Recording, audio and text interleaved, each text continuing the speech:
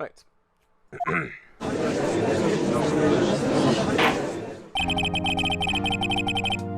Court will now reconvene for the trial of Miss Lana Scott. Miss Lana Scott. Mr. Edgeworth? Yes, Your Honor. There we go. I got it now. Yes, Your Honor. The Inquiry Committee is planning on impose harsh penalties for your actions. Thank you for the news, Your Honor. Yes, well, normally this is when the prosecution calls forth a witness, but, this isn't easy to say. You see, there's some concern that you, Mr. Edgeworth, may have, struck a bargain? You think I may have manipulated the witnesses? I didn't say that. It's just, you see, everyone has been talking, and... Very well, Your Honor. I have a solution. A solution? That being the case, the prosecution will allow the defense to call forth all further witnesses. What? But there's no precedent for what you're proposing. Undeniably, this is an unusual arrangement, but a very effective one. It will prove that I haven't struck any deals with the witnesses. Well, Mr. Wright, what do you say?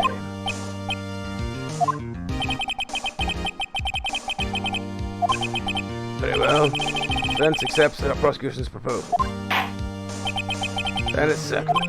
The defense may call for the next witness. Mr. Wright,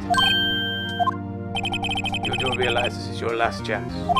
If you call the wrong witness, the trial is as good as over. Defense calls. Well, of all those people, I think we're going to call him. Damon Gaunt. The defense calls Damon Gaunt to the stand. Damon Gaunt? What does he have to do with anything? As a defendant partner 2 years ago, Mr. Gaunt has first-hand knowledge of the crime. I feel we should hear what he has to say about it. As luck would have it, he should still be in the courthouse. He would also be the least likely to be manipulated by me in any way. Wouldn't you agree, Your Honor? True. All right. Bailiff, please escort Mr. Gaunt to the stand.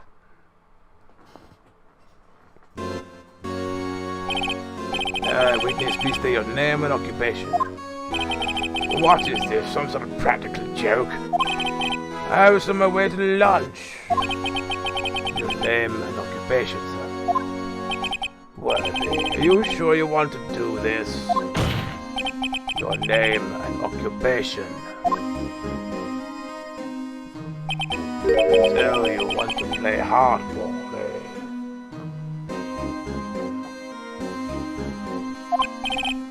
But please, Mr. Gaunt. Fine. My name is Damon Gaunt, and I'm the acting chief of police. Now then, Chief Gaunt, the court requests to hear your testimony. Oh, righto. What's with a grim face? First, let's clear up this SL9 incident. Oh, you mean that time when Lana's sister murdered that prosecutor? Prosecutor. Personally, I think it's been made pretty clear already. There's still some things in control. Oh, like what? Like the role you played in all of this. So either you're very brave or very foolish. You're aware, of course, that the police chief has all kinds of weapons at his disposal, like rocket launchers. Weapons? Sure, take my testimony for example. I don't have to give it if I don't want to. What? Is this true? I'm afraid so. The chief of police has the right to refuse to testify. Of course, such an action carries with it certain risks. Don't worry, I'm not here to hinder your trial. Just remember, if this turns out to be a big waste of time, don't say I didn't warn you. Very well, witness may now begin his testimony.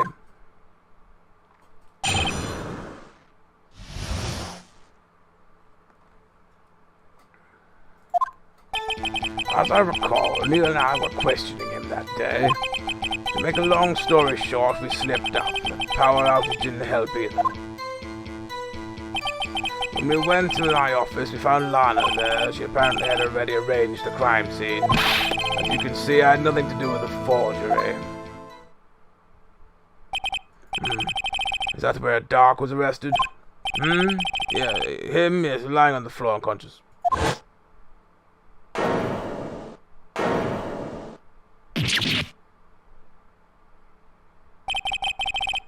When Emma sent Neo flying, it seems Doc bumped his head. I see. Everything seems pretty clear-cut.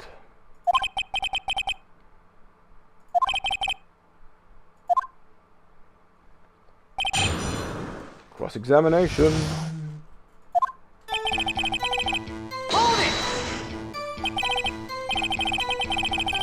As I recall, a ceremony was being held at the police department that day.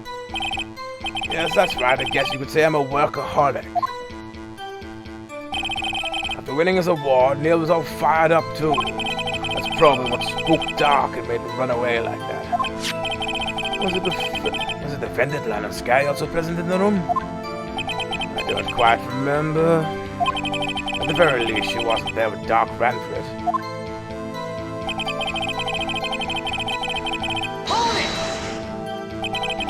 So the two of you ran immediately after him, right? That's right, but Doc made it to the elevator first. So Neil and I split up. He went upstairs and I went downstairs. I guess you could say he got lucky. What's this about the power outage? Oh, that. Elevator stopped all of a sudden and I got the shock of my life. Well, probably not as shocked as Neil was when the knife went through his heart, though. We went up to my office and found Lana there. Can you tell us what you saw? It was a shocking sight. Neil and that serial killer were lying on a heap on the floor, all tangled together. Doc was also lying collapsed on the floor. Doc was also lying collapsed on the floor? Yes, apparently he hit his head and was knocked out. Next to them were those two poor girls. Lana was cradling Eva in her arms. Looking back at it now, she must have already known what her sister had done.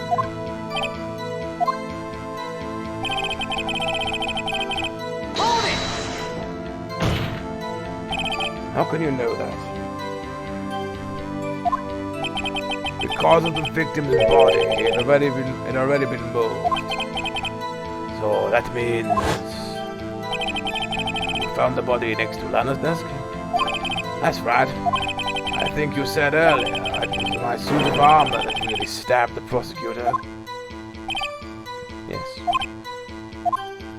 Anyway, as you can see, I had nothing to do with the forgery.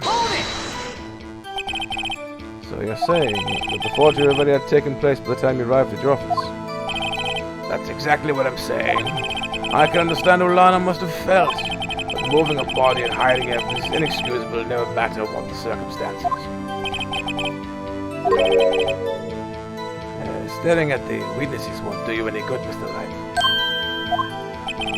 If you want to stare at anything, you're better off staring at the court record. Worthy, always a smooth talker.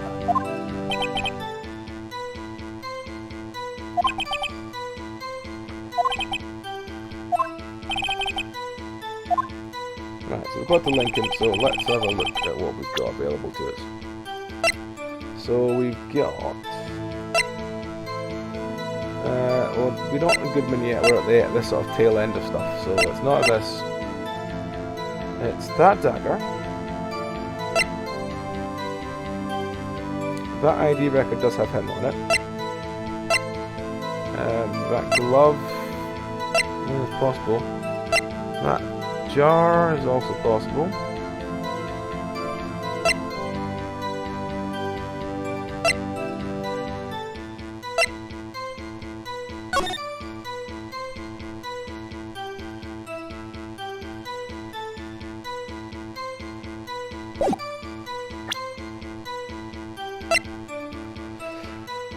Half this was found on Gant's desk.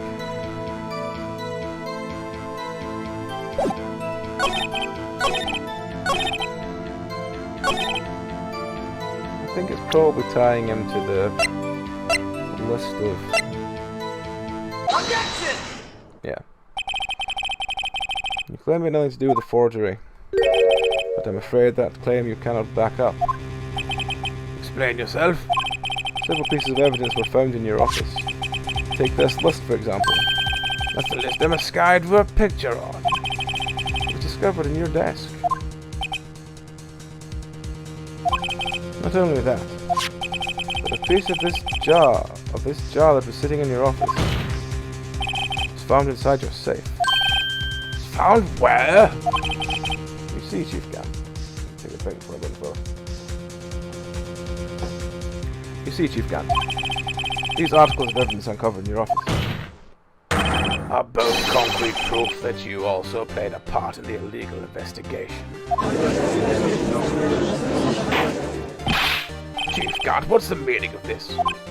Oh, here's a defense attorney who may even rival Worthy. So you admit to it then, that you were involved in the forgery? Who, me? Or do you mean you? Me? What would evidence do with it? Well, you were the one who snuck into my office when you found this evidence. Prosecutors aren't the only one capable of forging evidence, you know. Defense attorneys can do it too. Isn't that right? Righto. Objection! However, I think the gumshoe was present during the investigation. Worthy, my boy. Not even detectives are exempt from the law. Rest assured, Dick will receive his due punishment. Huh? What? Yes, well, in light of the detective's presence, please give us your testimony regarding these pieces of evidence found in your office, and their relation to the forgery that took place at the crime scene. My. Kids these days no longer know how to put two and two together.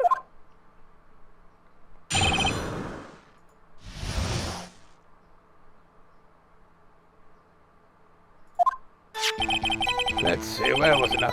A jar fragment of the list. For all I know, you could have planted them in my office. Anyway, you can't prove when those pieces of evidence were discovered. If they were found around after Dark was convicted, then they're worthless. There's no reason I participated in the forgery. Rearranging the crime scene wouldn't help me out in any way.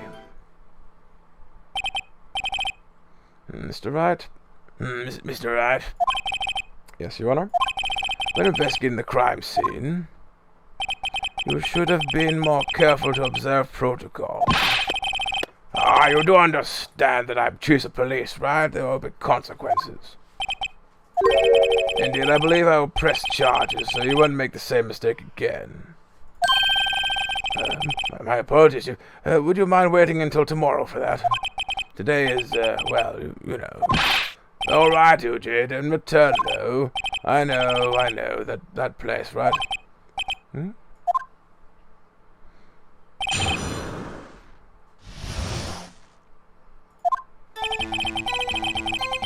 Hold it! I'd appreciate if you stop making these ridiculous allegations. Yes, you do have a point. You wouldn't have the guts to do something like that. What? I'll have you know, back in my day, I once broke into a cattle ranch and tipped. Mr. Wright, what do you say? Anyway, you can't prove you didn't carry the evidence, can you? If you have proof to the contrary, you're going to need it later. Later? What are you talking about? Sorry. Later? What are you talking about? What else? I'm talking about when Writer's prints are found. Yes, if they're found inside my safe, they would prove his investigation was illegal.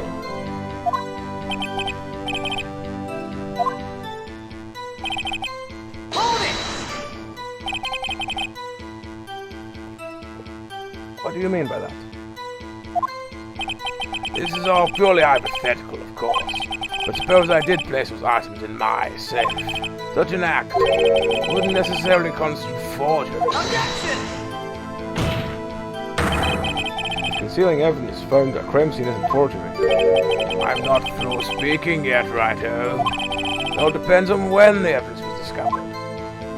If they were found after Dark was convicted, then they're worthless. Are you saying the jar fragment wasn't discovered in the initial investigation? It would appear not, after all, it wasn't listed in the evidence list.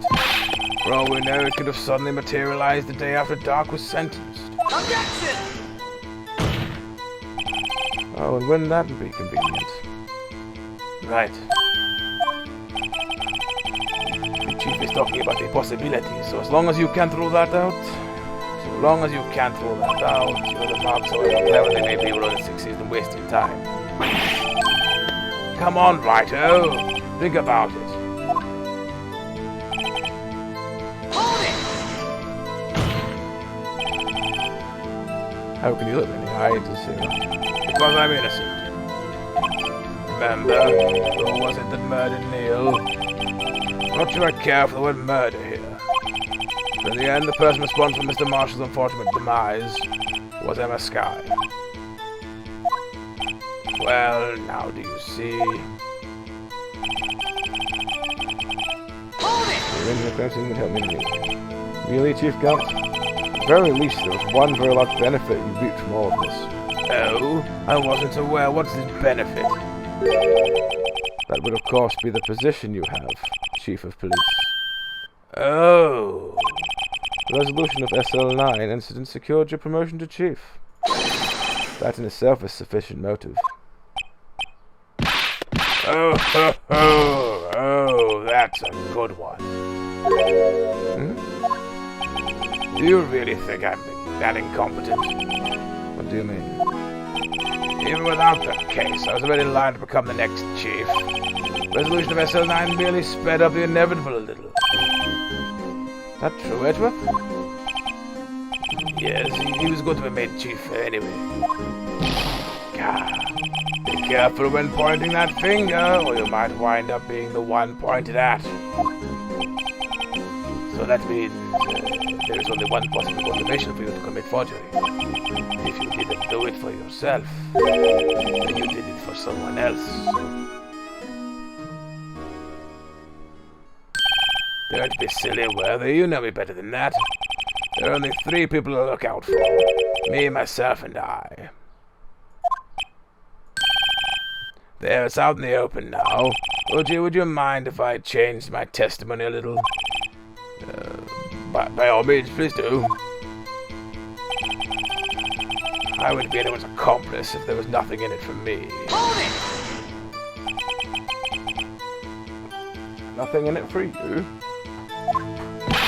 Sorry, but the only person I care about is yours truly. That girl, Lana's little sister, was it? If you think I felt sorry for her, you better think again. You're right. You don't feel sorry for anyone. Be tough on crime and tough on people. That's how I was raised. You seem to be lax enough on yourself. Oh. That's a good one, Worthy. Given a certain would have helped someone out.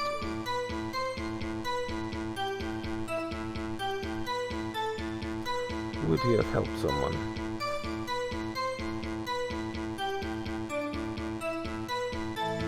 I don't really have any compasses.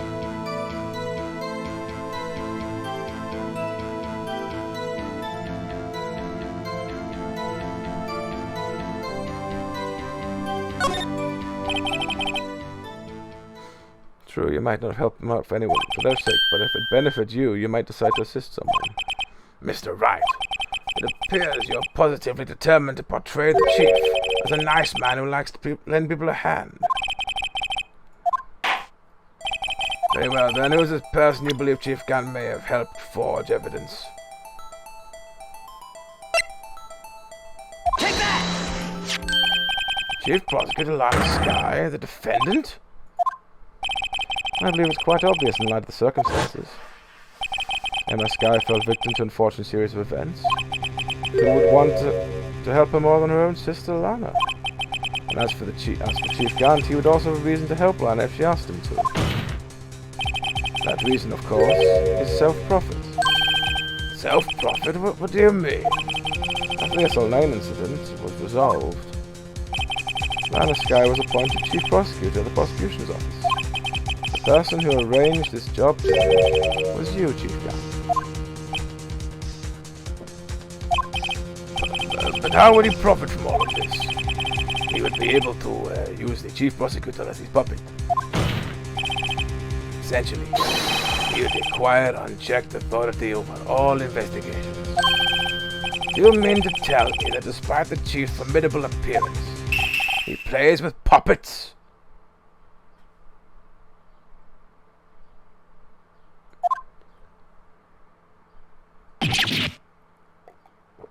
Oh, wait. Penny's dropped. You must mean puppet as in someone forced to do his bidding. Yes, never mind. Yes. Admitted, Chief. You assisted Lana Sky in forging evidence. Your motive to appoint her as chief prosecutor so you can control her. Right, oh my boy, you have quite the imagination. Let me ask you something. What? Do you have any proof of this? That I control Lana? For example, has Lana testified that I've done such a thing? Lana? I'm afraid without any proof, this all amounts to nothing more than mere conjecture. Unless, and that is also what happened in this incident. This incident? Which one would that be? Of course I'm talking about the murder of Detective Bruce Goodman. The chief prosecutor has been acting strange throughout this entire trial. Almost as if someone had been controlling her.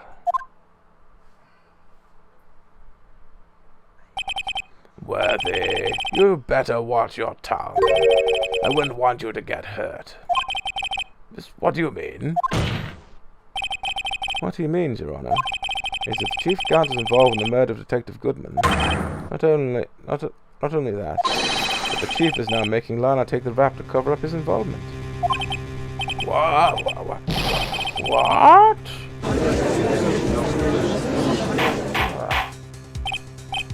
Order. I said order.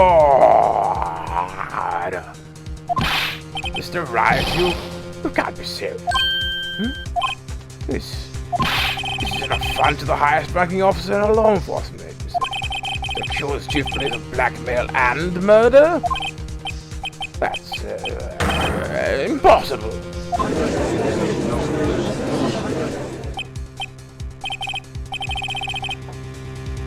Your Honor, I was merely reiterating what Mr. Edgeworth said in easy-to-understand language.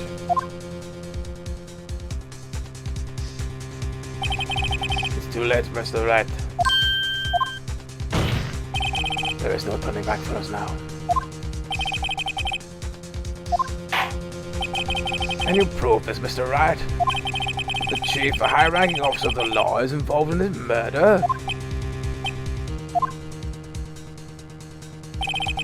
Regardless of his rank or title, the Chief Gant is just a man. The question is he a criminal? I believe the evidence will tell. I see. Alright then. Let's see what Mr. Wright's got, and it better be good. Show us his evidence that ties Chief Gant to the murder of Detective Goodman. Let's see what we got.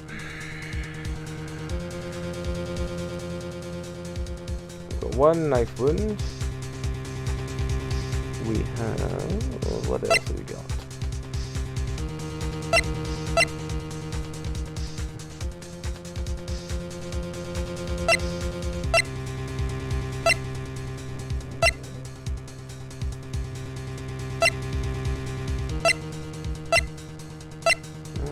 Let's see.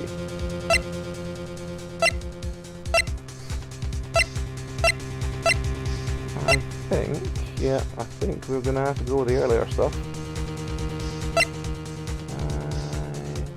Evidence that ties Gant to the murder of Goodman.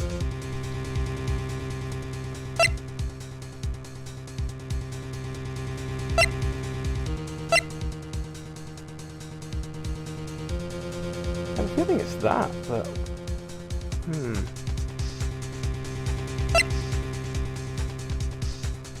Oh, there is that. What up? Take that! This is the ID card list. Yes, and the one that shows entered the evidence room on the day of the crime. There was one ID on the list we couldn't determine the owner of yesterday. All the 7s, number 4. Sorry, but there's no way you can prove that's my card number. It's your number. What? How'd you know that? Safe in Chief Gant's office required a code to open. 7-digit code. 7 digits? You don't mean... I'm afraid so, Your Honor. The code was 77777777. Or 4. It's commonly known. Same as the remaining ID card number on that list. Chief Gant, you entered the evidence room on the day of the crime. Order, order. Chief Gant, what do you have to say? Nothing. The defense is searching my office for a violation of regulations. And I will demand Mr. Wright be punished for the maximum extent of the law.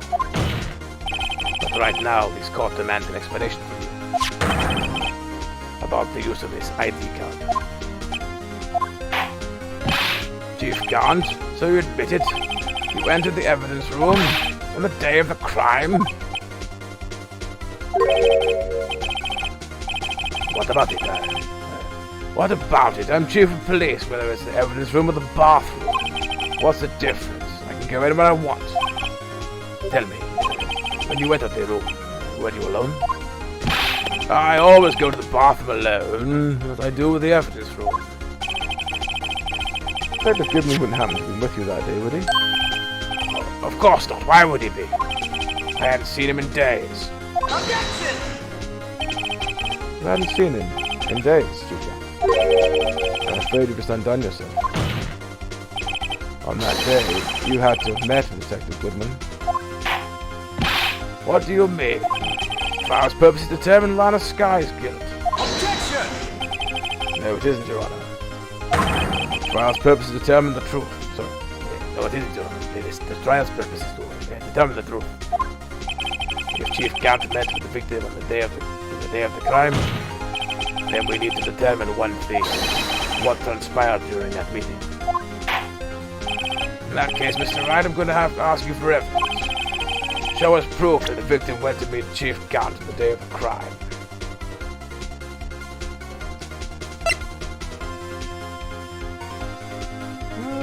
Probably that.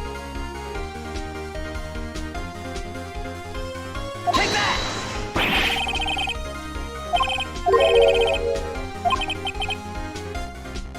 Sorry to interrupt your mumblings, but the court is waiting. Okay, so something more solid than that, okay?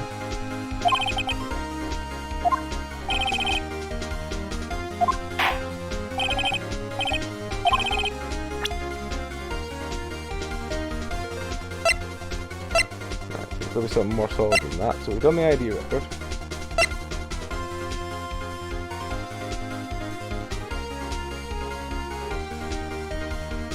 Take that! Detective Goodman lost his ID card on the day of the crime. To be more accurate, Jake Marshall stole it. So Detective Goodman filed out a lost item report. He would have had to give that report to the Chief of Police. Yet here you are in possession of the report, which means you can't be sure if he filed it, if he filed it. He filed it. How do I know, you ask? Because he needed to enter the evidence room that day. He needed to. Yes. Transfer the evidence out. Oh. Detective Goodman took the form to you, Chief Grant. Then, you accompanied the detective to the evidence room. I accompanied him. Sorry. I accompanied him. There's no other way the murderer and Detective Goodman could have entered the room. Hold on. Let me guess what you're going to say next. I, the Chief of Police, murdered poor Goodman. Exactly. But wait. The Chief didn't necessarily need to accompany him to the evidence room. He could have just lent him his ID card. Yes. Now that you mention it, I believe I might have done something of the sort. Objection! Sorry, but that is not possible. According to the record, your card was only used once. Yet you showed us your ID card earlier. If you had really lent it to Detective Goodman, it would have been found on his body. No.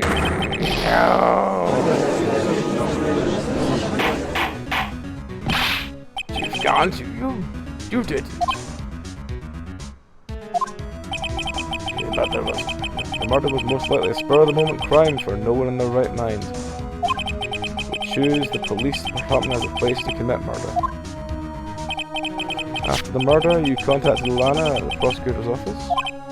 Why? To dispose of Detective Goodman's body, of course. Objection! You're forgetting, Mr. Wright. You're forgetting, Mr. Wright. That the victim's body was discovered in the prosecutor's office's parking lot. How did he manage to move it there? I was at the police department the entire day, you know. Everyone's aware. Voice go.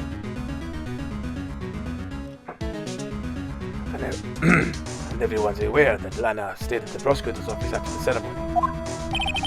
Everyone except me, it seems. Still, you're the chief of police. You have an entire police force at your disposal. Oh, you think I could have just ordered an officer to do it?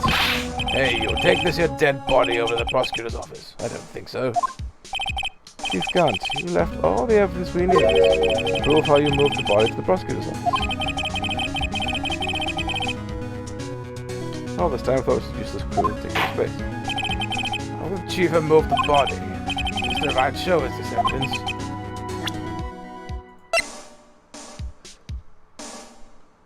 Take that! This is how I moved Detective Goodman's body. A parking stub? Miles Edgeworth? You mean... The body was found in the trunk of Mr. Edgeworth's car. I think it's obvious what happened. The body was moved by that car. Objection! You mean I carried the victim's body? Precisely so. But wait, even you know. I didn't plan on returning to my office after the ceremony finished that day. But you did return. Tell me why.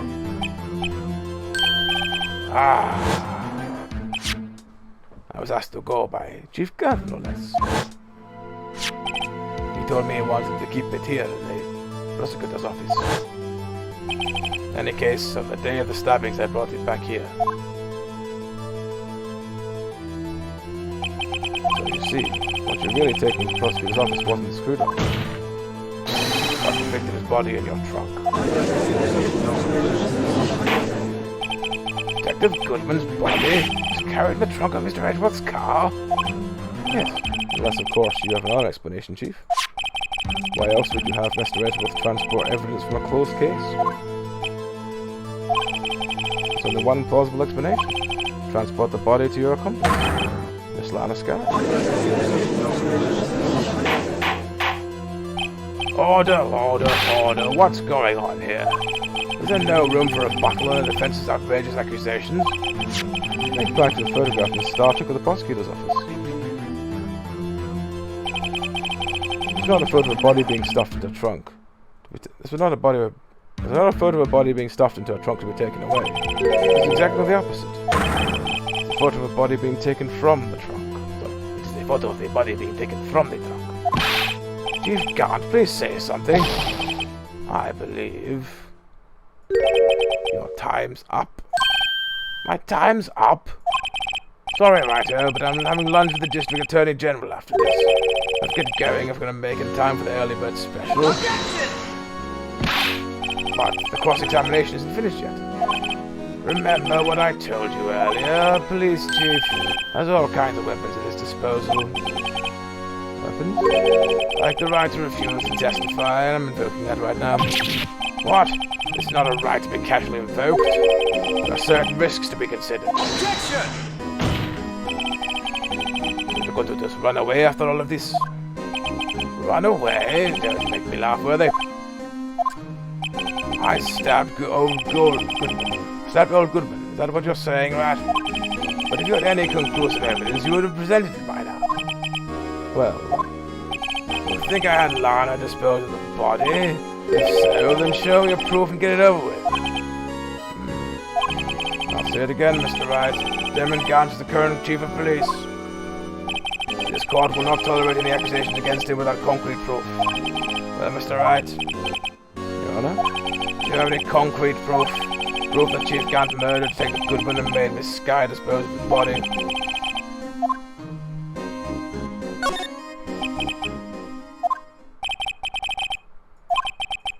Yes, Your Honor, I do have such evidence.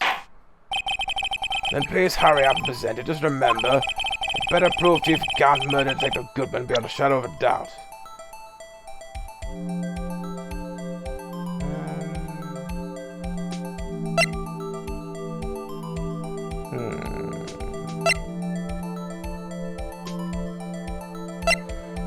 Done that picture. There's that one. Well.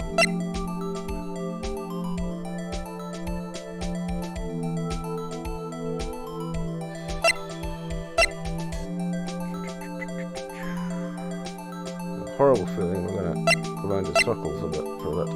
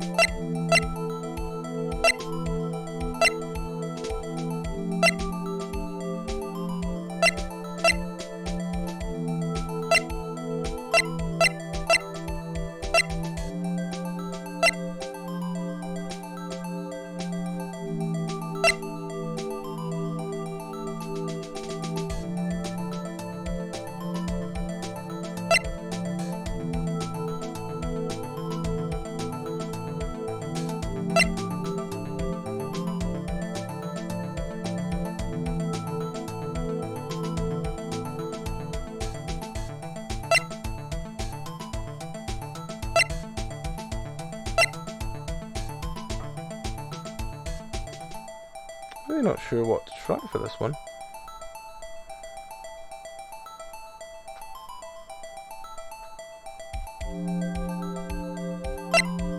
Really not sure what to try for this one. I'm glad I didn't take that. I think.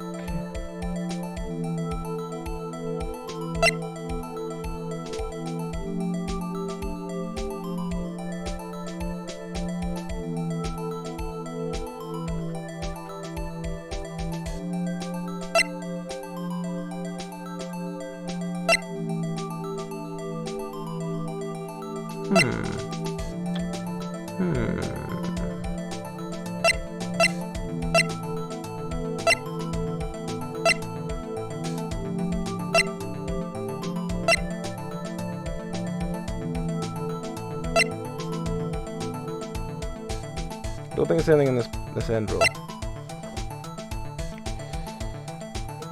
I don't think it's that. I don't think it's that. I don't think it's that. I don't think it's that. I don't think it's anything to do with that. The autopsy report's possible. That one is another one I think is possible.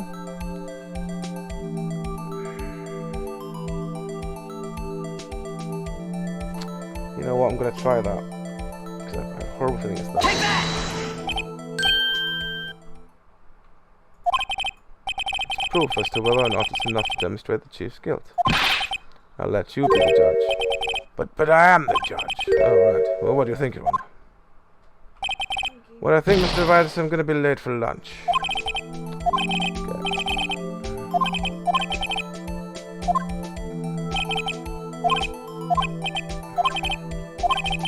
I do have concrete proof, but I just need to work out what it is.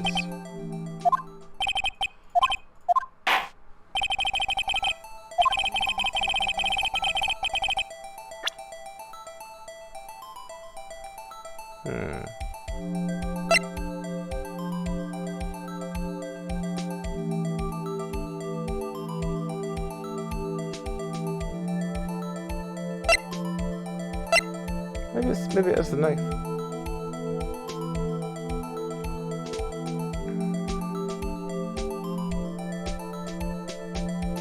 Take that!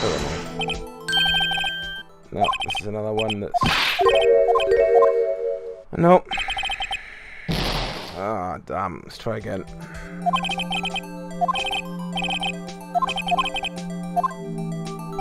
Yeah, this one's gonna take a while. Do I have any concrete proof? Yes, I do. I'm sure I must do.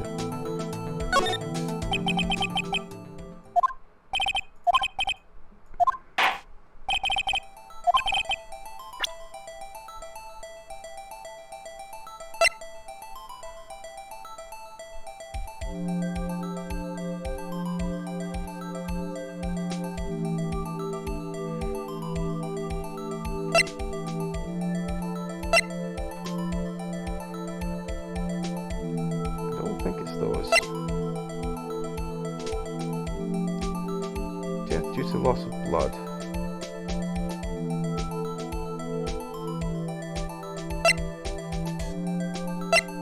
Wait, it could be the... It could be that. Let's try that. No, again. No, he's after it. Right, okay. Try one more. The horrible feeling is that even if we get this one,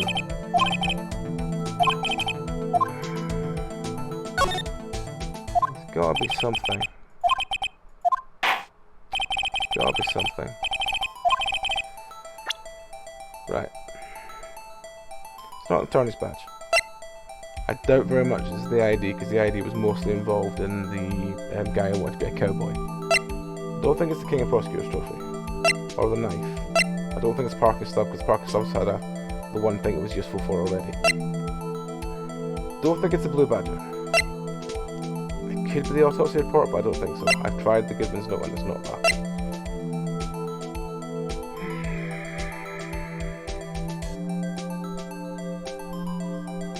Maybe it is the phone? It's not the parking lot floor plan. I don't think it could be that picture. I don't think it could be that thing, because it wouldn't have anything to do with that. I tried the knife. It's not luminol. Did that already, so it's not that. It's not that, it's not that, it's not that. It's not that, it's not that. I don't think it's any of these. So that only leaves me with the one I think it could be. Weird is the cell phone. Take that! No, it wasn't the cell phone. Damn it. Well, that's yep.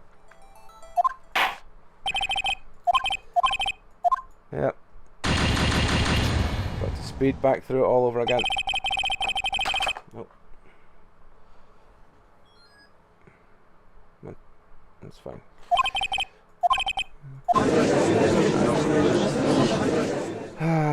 We've got to speed back through that again. Try and get to the end. Right. But what was the item we needed at that time?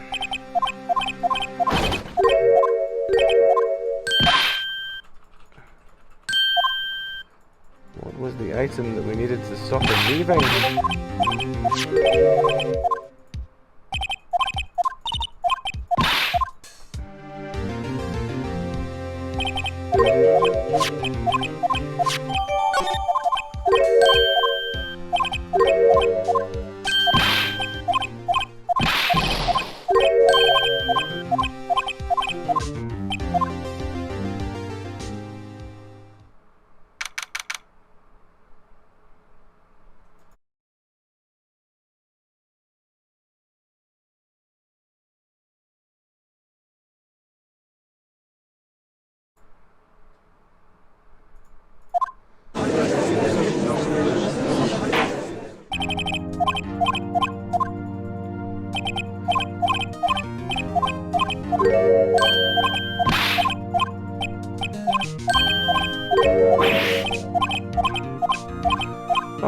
talking.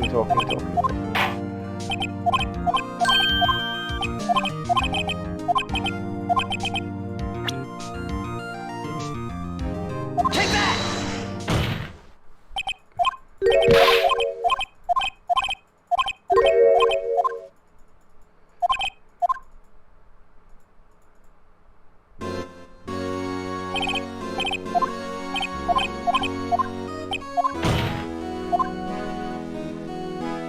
So long to say anything.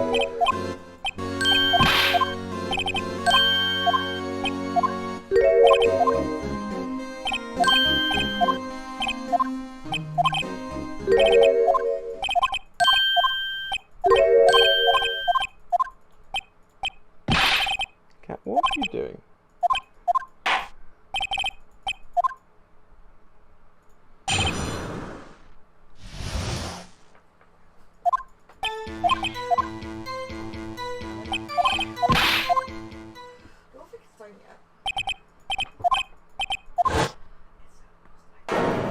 Hmm? Oh. I've used that one already.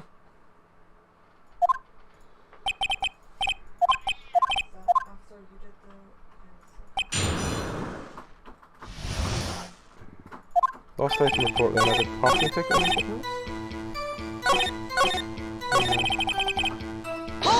Let's just quickly speed through these because I think there's one of these. Oh. Okay.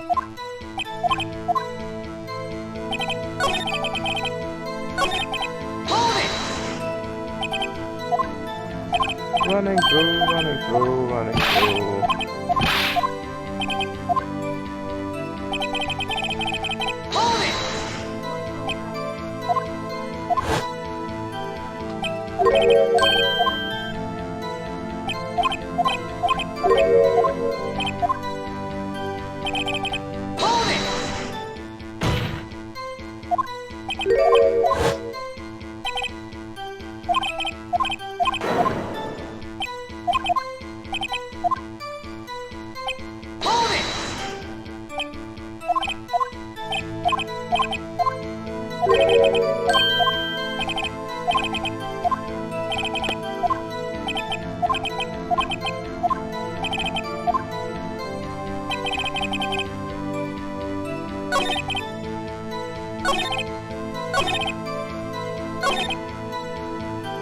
I need to remember what thing we had then to be doing the forgery. It was oh, it was that one, wasn't it? Objection! Yeah, it was that one.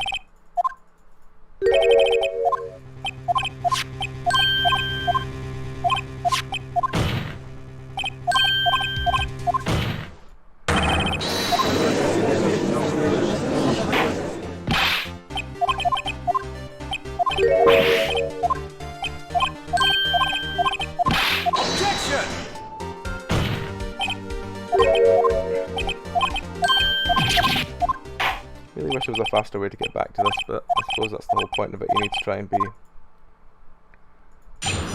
as close to perfect as you can be.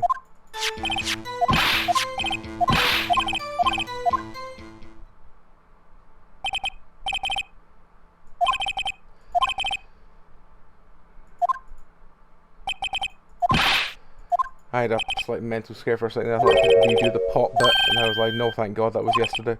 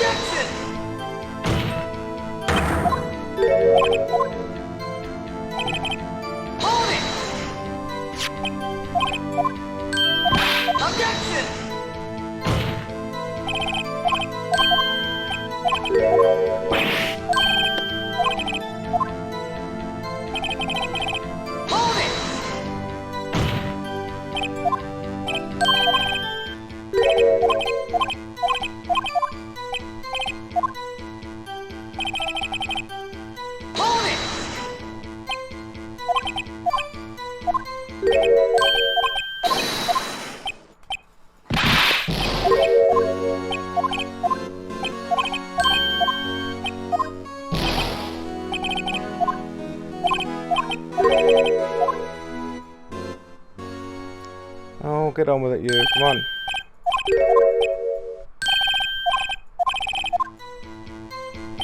Hold it!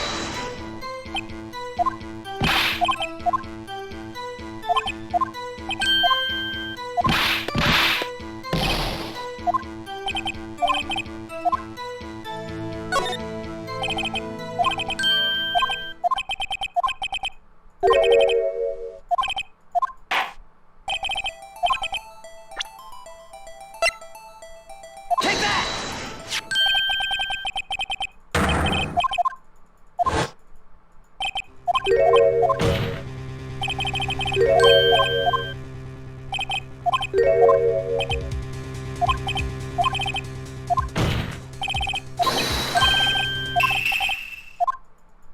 Oh, there's the puppet joke.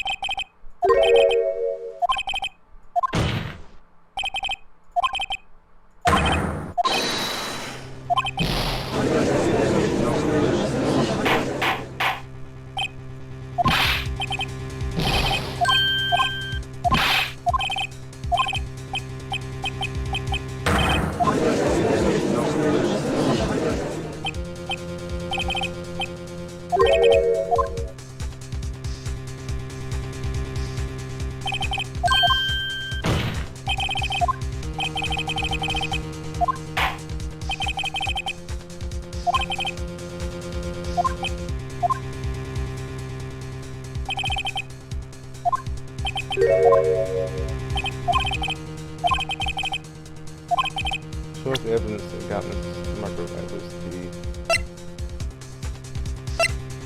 Take that!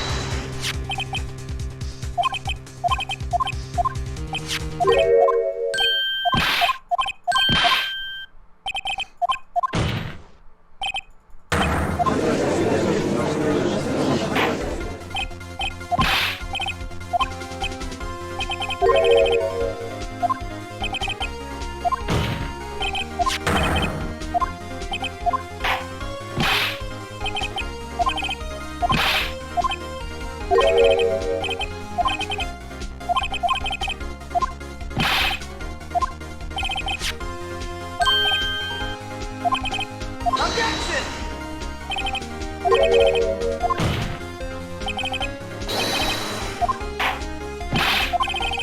Objection!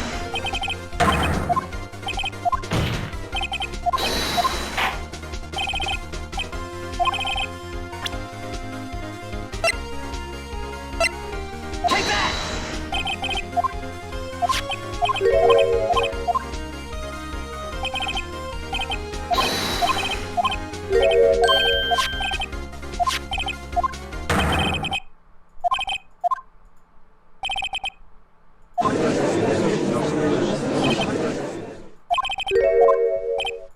Right, where are we?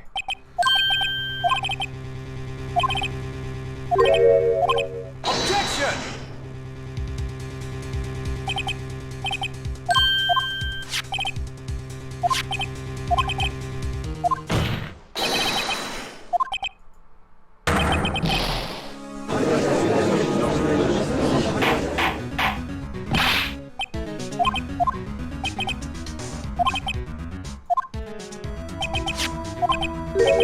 Objection!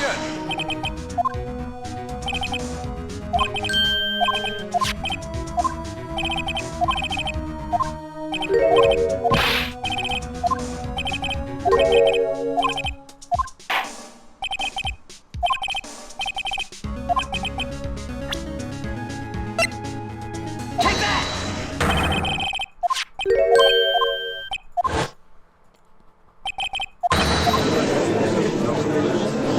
Slightly back to where we were.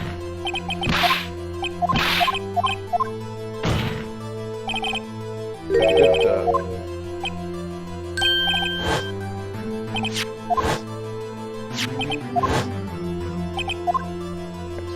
back to where we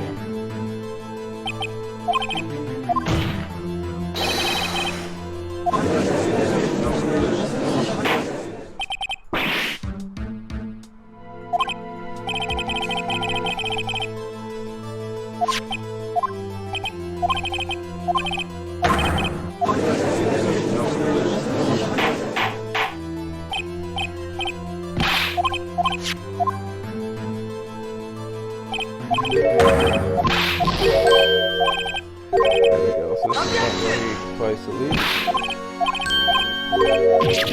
Objection!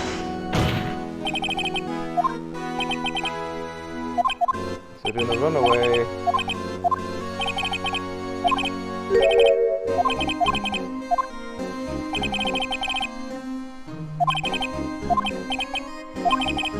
Do I have any concrete proof? So this is the one where actually no, he said.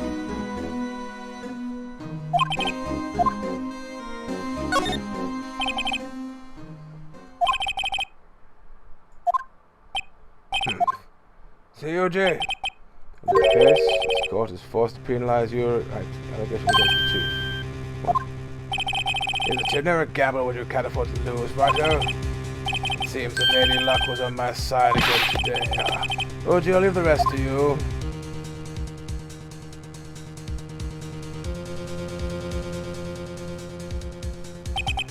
I warned you earlier, Mr. Wright. This is an affront to us. Objection! Lady Luck, maybe we should have a word with her. Mr. Edgeworth, what do you mean? There's one lady who knows the real truth behind this trial. We haven't heard her testimony yet. In the absence of conclusive evidence, the only other method of proof is testimony. Is there someone else? One or witness who can answer all the questions? There's someone right in this very room. Mr. Edgeworth, who is this person? Why are you asking me, Your Honor? Haven't you forgotten the defense is the one calling the witnesses today? Mr. Wright, does such a witness exist? Take that! The defendant? Lana Sky. She was in an underground parking lot at 5:15 on February 21st. Tasked to dispose of the victim's body. In accordance with certain someone's orders. Mr. Edgeworth? Prosecution has no objections, Your Honor. Oh, sorry. The prosecution has no objections, Your Honor. Completely forgot I should be doing voices. Sorry. Very well. The court will now take its final recess for the day. In 15 minutes we will reconvene to hear the defendant's testimony. This court is now... Hold on. Huh? Chief Gant, I thought you were going to eat. Listen good, Lana. He's talking to Lana. I don't think you need me to tell you this, but if you accept Mr. Wright's claims, there will be terrible consequences. That's right. Your sister will be found guilty for Neil Marshall's murder. This is good. Of course, you never support such outrageous claims anyway, right? Just something to think about. All right then. I've got a lunch date to meet.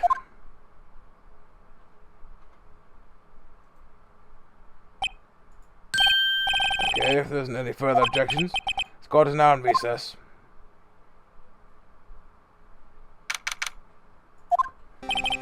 Looks like we managed to stay in the game. Thanks to your help.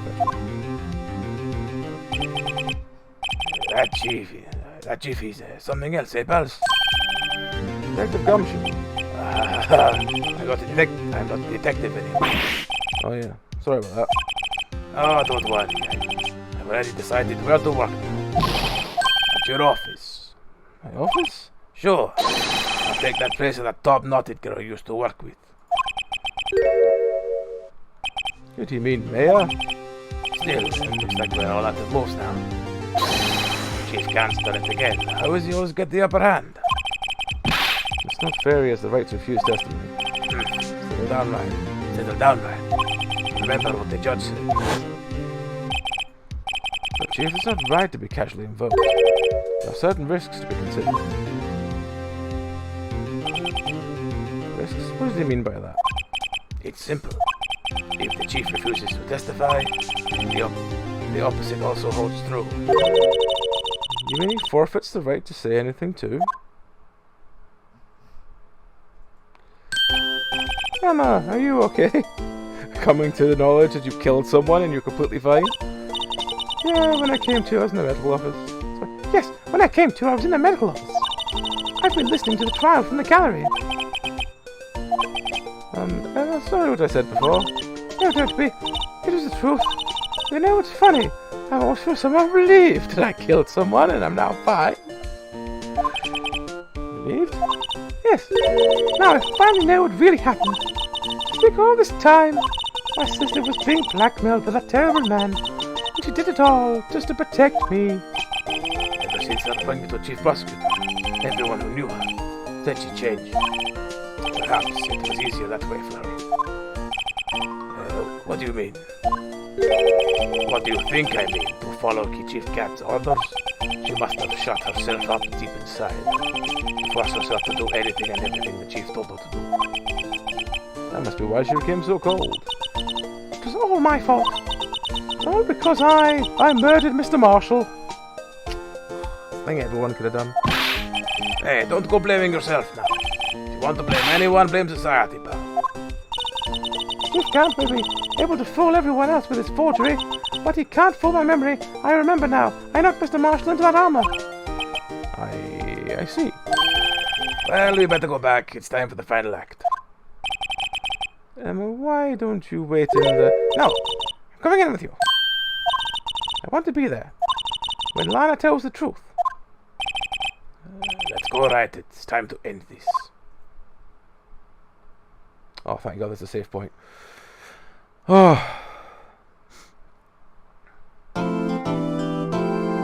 Jesus, this is taking so long. Right. Yes, save that. Right. I am going to very quickly go pee and grab something to eat because my stomach is rumbling, but I'll be back in 2 minutes and we will get this final act done. Because I have not stood up in nearly 7 hours. And I think I need to stretch, so I'll be back in 2 minutes.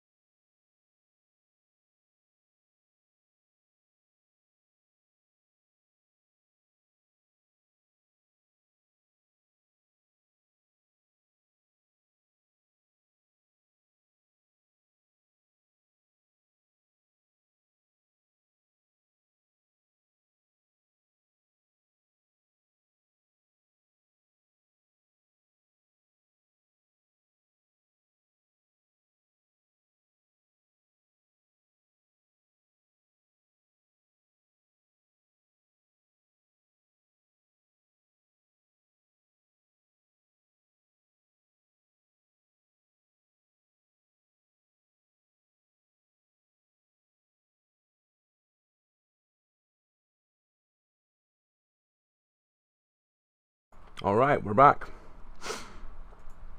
I think I am just going to wolf down this small thing.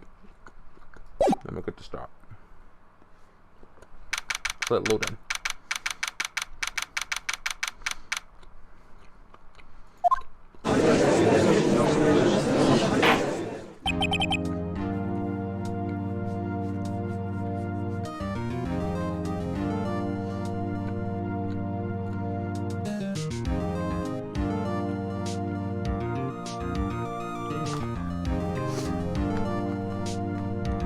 Now then, for the defendant, Miss Lana Sky, please take the stand.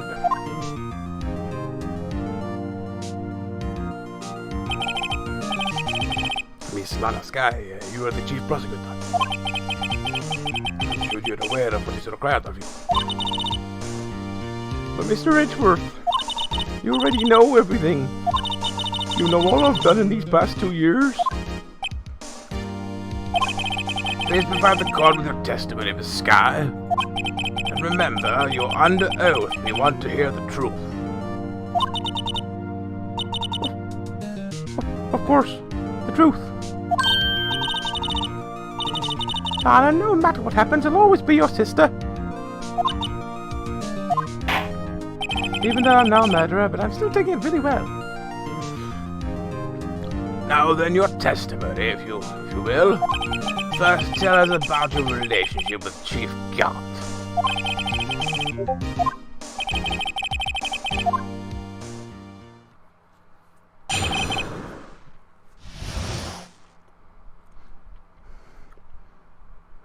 Alright then, here we go.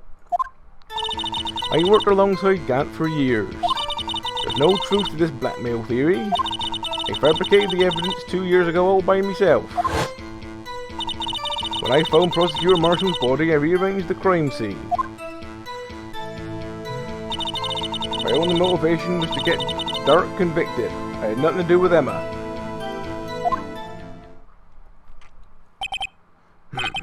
Are you sure about this testimony? Your Honor, I'm confessing a capital offence. Of course I'm sure. But Lana... If this is true, then that means Chief Gaunt has nothing to do with this. That's what I've been telling you from the beginning. Oh no, wrong person. That's what I've been telling you from the beginning. That went a bit weird there. Let me try that again. That's what I've been telling you from the beginning. Please, Mr. Wright, you've got to help her. She's sacrificing herself because of me. I might kill again. She's not. She's not telling the truth. I know my own sister. Don't make me kill again. Whenever she speaks stiffly like that, she's hiding something inside. Deep down, she's really screaming in agony. Defense may now begin his cross-examination.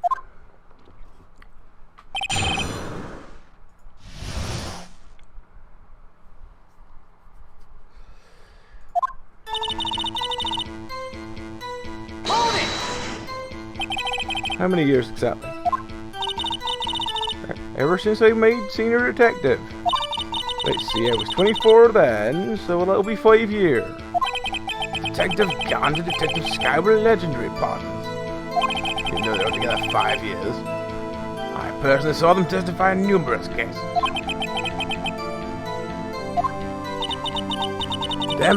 Damon Gant was a respectable detective, that's why.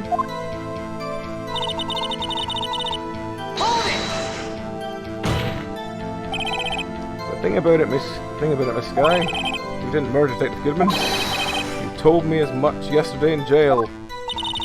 You still don't get it, do you, Mr. Wright? He just stood... Any testimony you cannot present in court is useless as idle gossip. Also, the man who is blackmailing me stood up in court and threatened me in front of a judge and nothing happened. I stabbed Detective Goodman with a knife. And I fabricated the evidence 2 years ago by myself. Did you do so to help your sister? Joe Dart was a serial killer. My sister almost became his last victim that day. I didn't want that incident to ruin her life. what she did was justifiable self-defense. She wouldn't have been charged with anything. That's not the point. She was traumatized that day all because of that creep. Why I couldn't forgive him. Lana! So that's why I fabricated the evidence 2 years ago. When I found Prosecutor Marshall's body, I rearranged the crime scene. Hold it! You say you did this all by yourself? Yes. Would you mind telling us what you found when you arrived at the crime scene? It seems I was the first person to discover the scene. The broken prosecutor award knife was stuck in the victim's body. What?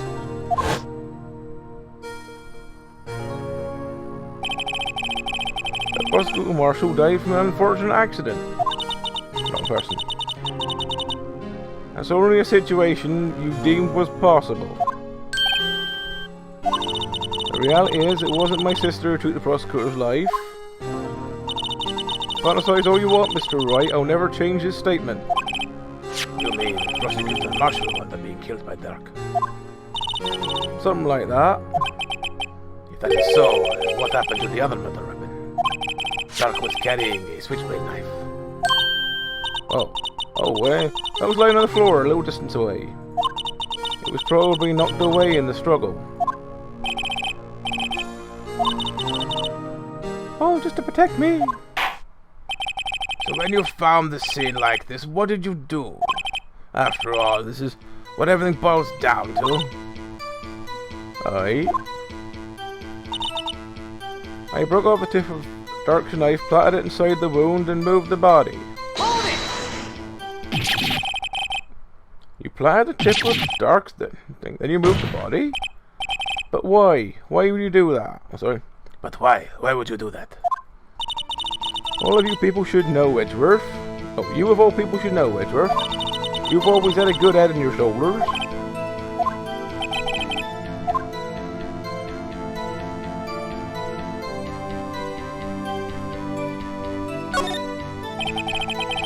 When you showed up at the scene, where exactly was the victim's body? It was where you deduced it was by Chief Gant's desk. It was where you deduced it was by Chief Gant's desk. But the body was found by your desk. Why did you move it there? The reason for that is simple. Let's have the witness explain it in more detail. The reason Miss Sky moved the body. Pieces of the jar that shattered during the events threatened my plan. Hold it! Pieces of the jar? You mean... Yes, the wretched jar you showed us earlier. In order to show that Dark committed the crime, I felt it would be more expedient to move the body. More expedient to move the body. So, when you first found the body, the jar was already... Of course, it'd already been charred to pieces. If you look at the crime scene, it would be clear right away what happened.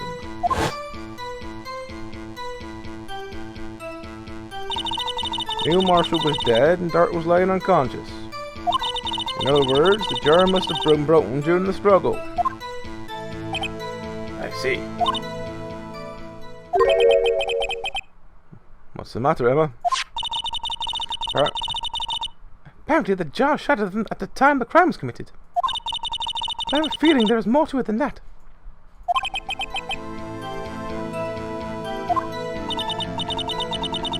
Anyway, I committed this fabrication completely alone. My only motivation was to get Dark convicted. It had nothing to do with Emma. So you rearranged the crime scene. Are you sure you didn't do it to keep Emma from looking like the murderer? How many times do I have to tell you, Mr. Wright? Emma didn't do it. Period.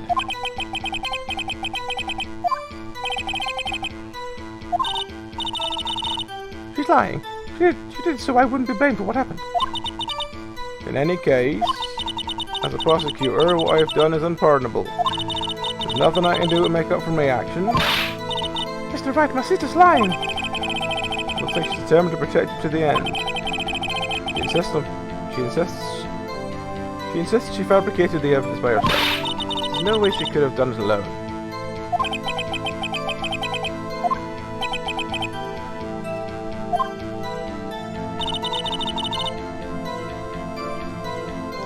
see what we've got for this one.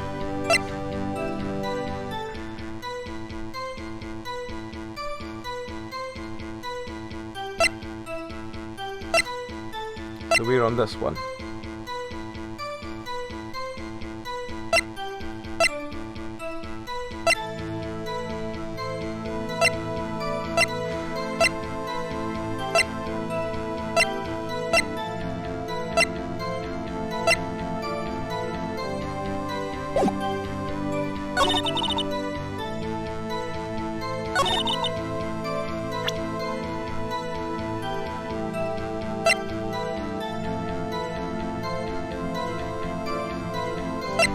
Years ago.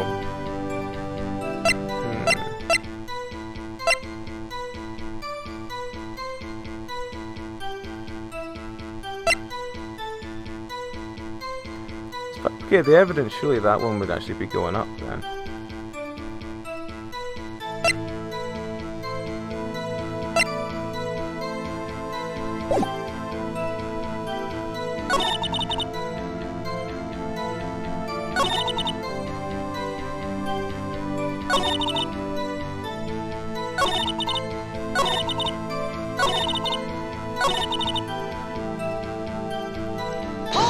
Again. Thing about this guy, he didn't murder or take the prison. Told me it was just an idle gossip one.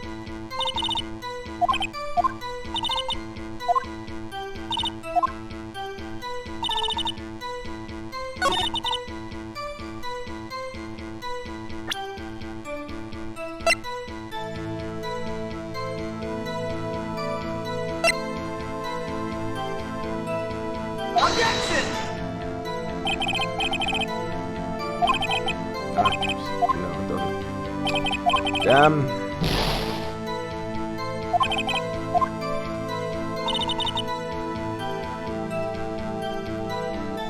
Grab the other one because we tried.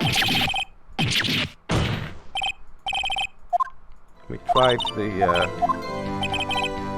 which means we. Why did you do that? Come now, Mr. Wright. Even you should be able to figure it out. Well, let's add this to witness testimony. The reason Miss Sky fabricated the knife. Ah, there we go. I knew the tip of the weapon was found, probably with all the proof we needed. According to your testimony, Prosecutor Marshall's weapon, broken knife, was a murder weapon, right? Yes, and leaving it at that might point blame away from the arc. I felt the most effective way to get him convicted. Having the tip of his knife found inside the victim's body. So you buried inside the victim's stab wound? Yes, because I hated darkly what he did. Oh, fuck, I forgot. You got the wrong accent. Right, well, let's try that again. Right, well, that is a contradiction because that knife there. Objection! I'm not sure I follow. Oh, no, well, that's the... She just said that...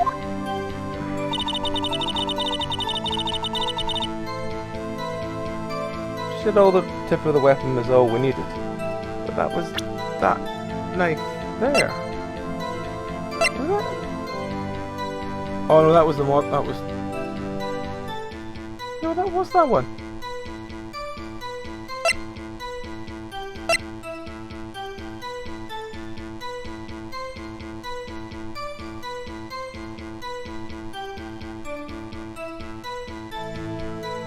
Objection!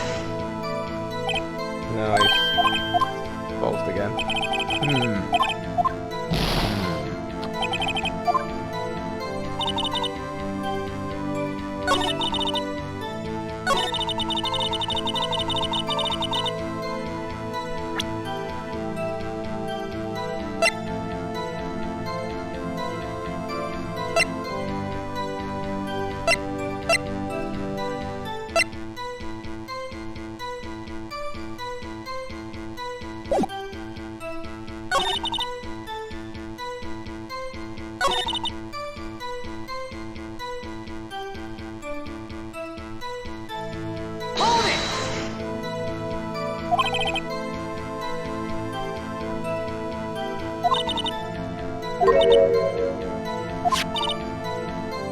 That's not the same tip of the knife. That's a different one.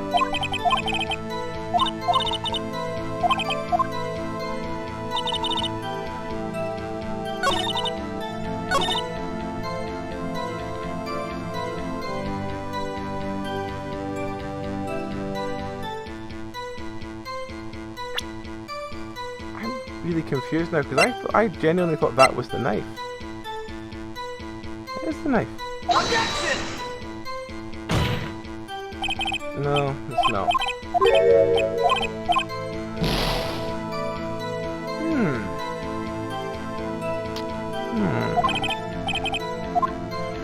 Okay. I'm probably going to have to restart this anyway because I fucked it up.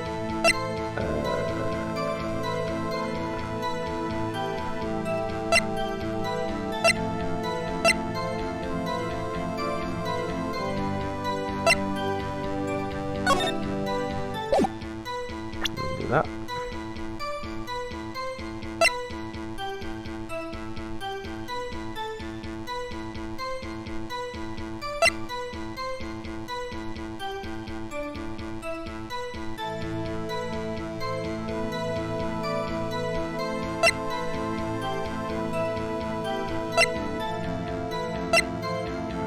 I don't know, random I guess, and then restart because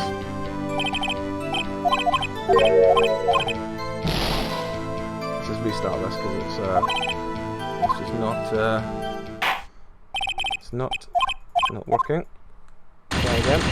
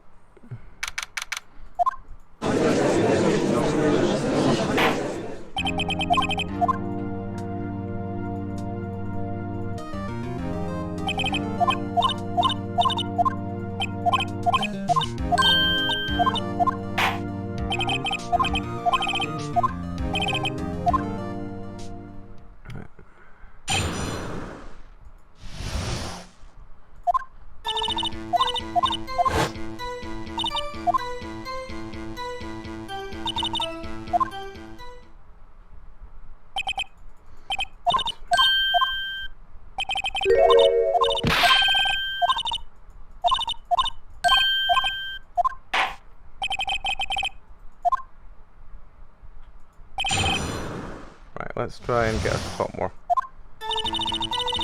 Hold it!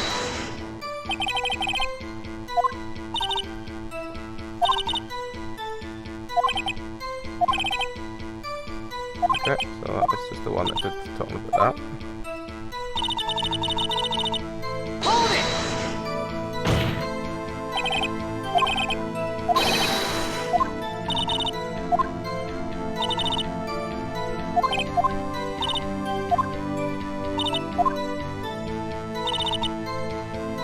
Hold it!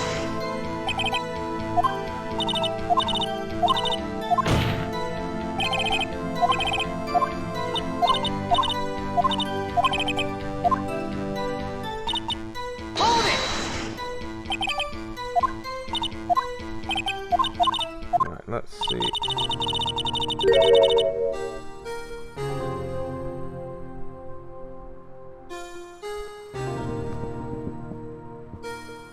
I have a feeling I've had the fan blowing straight into the microphone for the last little while. Hope it's not been too bad for people to listen to.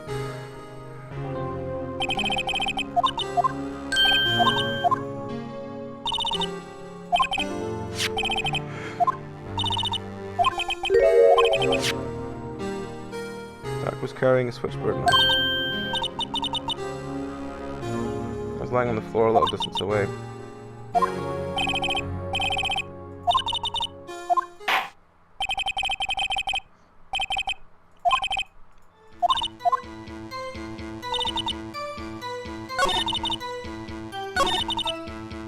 Hold it!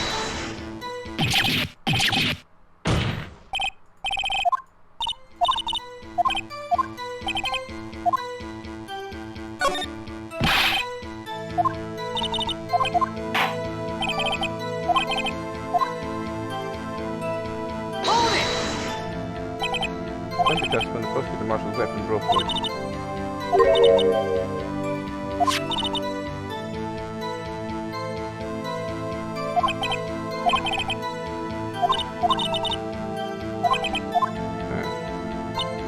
Hold it!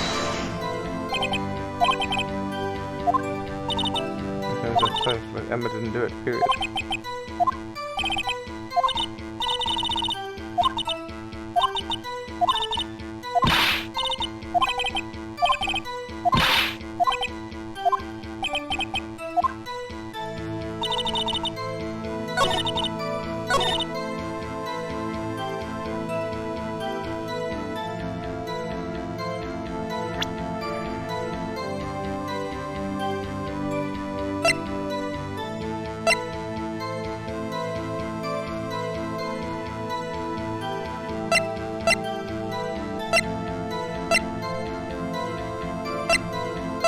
Let's have a look.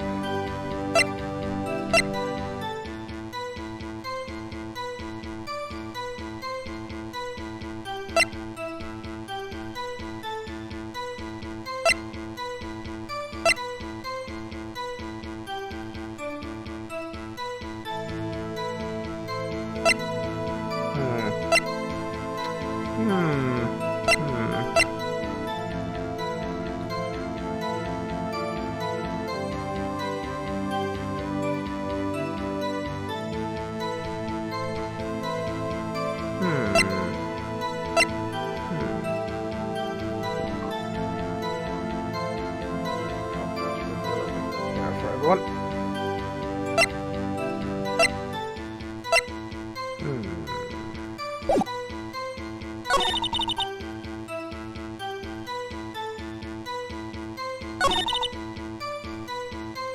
Hello, Mr. Cat.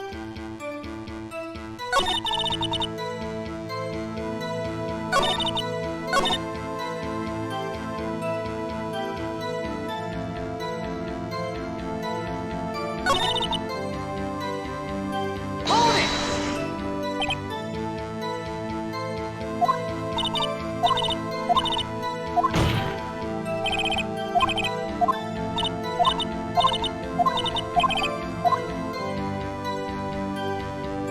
Hold it!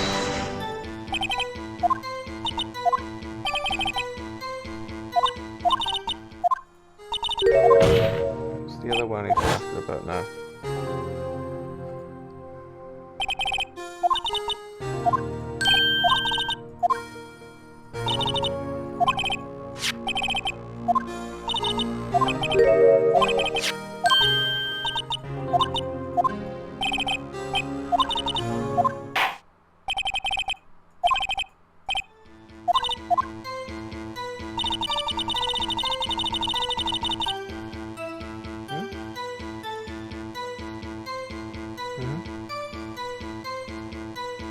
Hold it!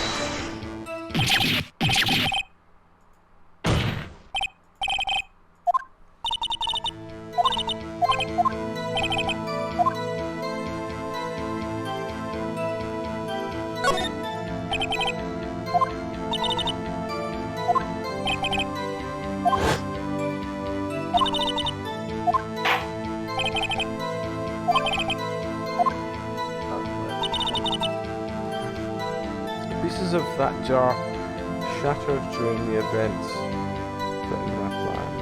Hold it!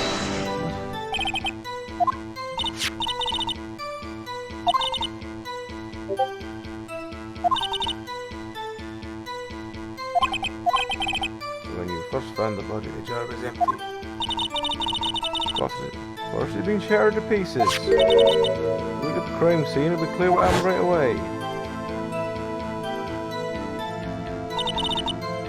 The marshal was dead, and Dart was lying unconscious. In other words, the jar must have been broken during the struggle. I see.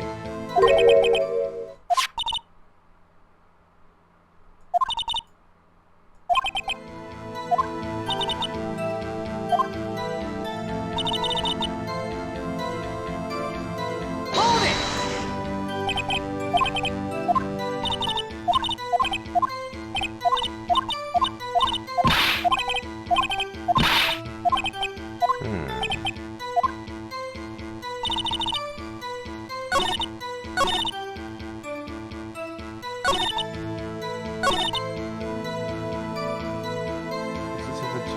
chatter during the events threatened my plan.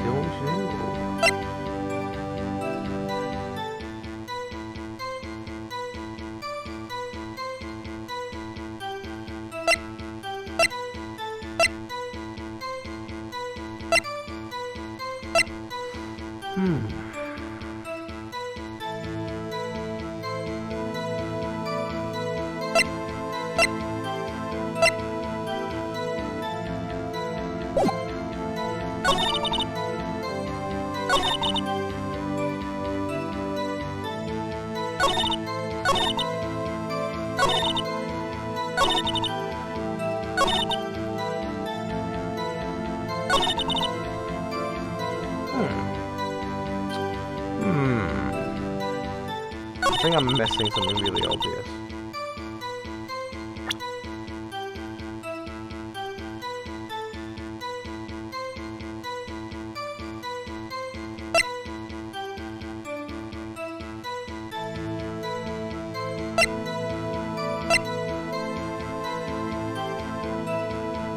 Objection!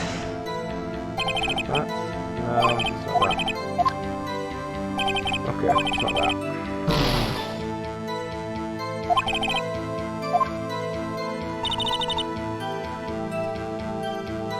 Hold it!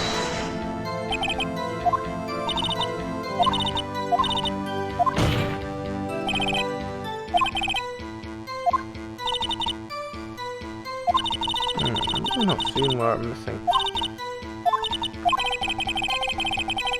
Yep. Any ideas?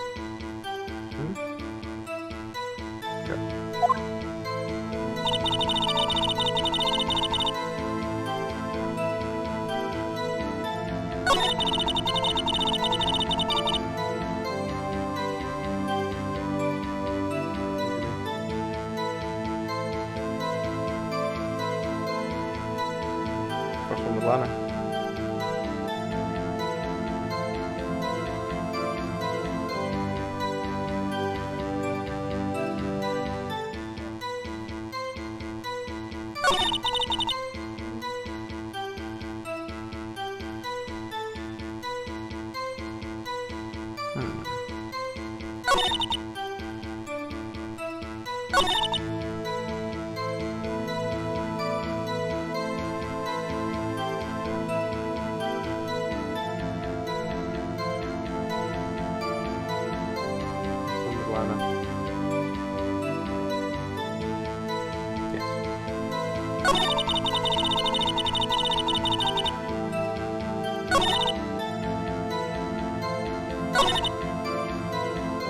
Hold it!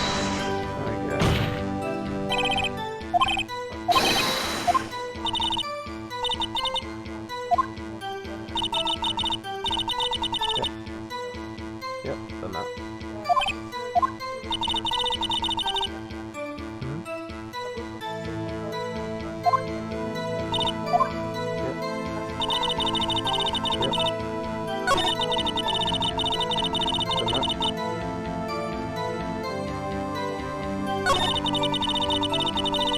Jar on the okay.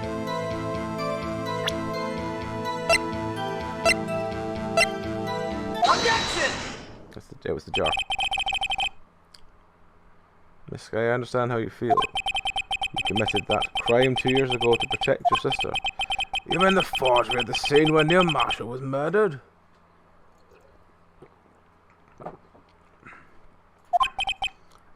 If that truth were to be exposed now at the past 2 years of your life, will have been in vain. Even so, I am compelled to bring everyone's attention a significant contradiction within your testimony. A contradiction in my testimony? You testified, and I quote, "Pieces of the jar shattered during the events threatened my plan." That's right. You have a problem with that? Simple oversight, really. You see, the message was written on the jar with the victim's blood. Yes, the prosecutor must have written it in his final moments. Exactly so. This is where the contradiction lies.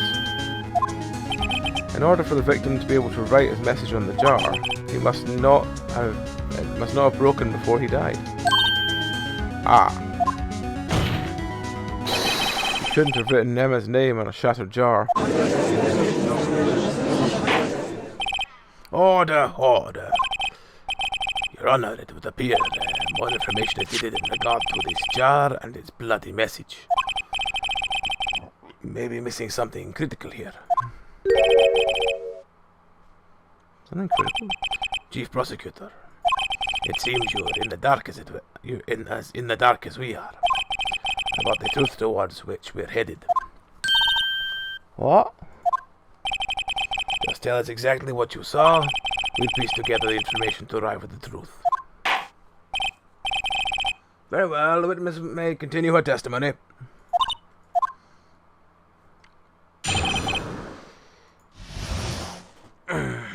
Okay. I immediately noticed the blood traces on the jar, but it was dark in the room and I didn't have time to check it out. To be safe, I wiped away the blood. The fragments were large, and so I got them all. All I could think about was wiping them clean before they were discovered. You mean you were the one who wiped away the message in blood? I wasn't chief prosecutor at the time. She didn't think Doc was the real murderer. That's why she tried to erase the real evidence.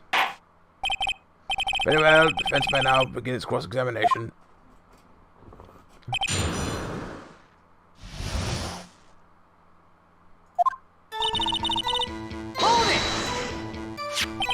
So the jar was already broken? It's a miracle that thing hadn't broken earlier. Certainly looks as feeble as the defense claims. You were a ace detective who never missed a detail. Do you really expect us to believe you didn't investigate what was written on the jar pieces? Normally I would have. But it was dark in the room and I didn't have enough time to check it out. So you didn't know your sister's name was written on the jar?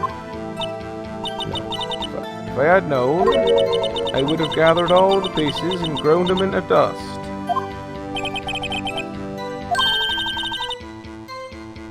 Lana, you do that for me? Sorry, wrong person. Lana, you do that for me? It seems you two might make up yet. Anyway, I just barely had enough time to move the body as it was.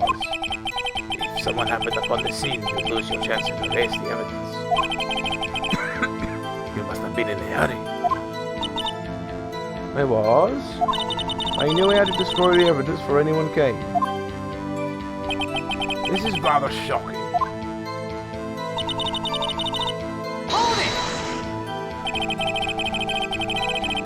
I'm afraid this action of yours reveals what really happened. What do you mean? If you really thought Dark killed Prosecutor Marshall, you wouldn't have wiped away the blood. What else could I have done in this situation?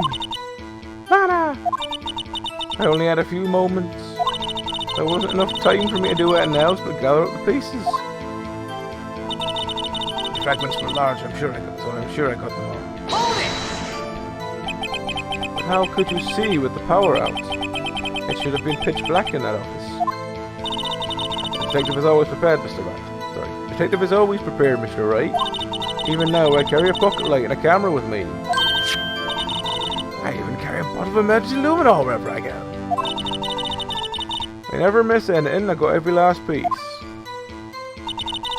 What I think about was wiping them clean before they were discovered. So you illegally rearranged the crime scene? Yes. I don't have any excuse for my actions. I'm so sorry, Lana. I didn't know. I've treated you so badly all this time.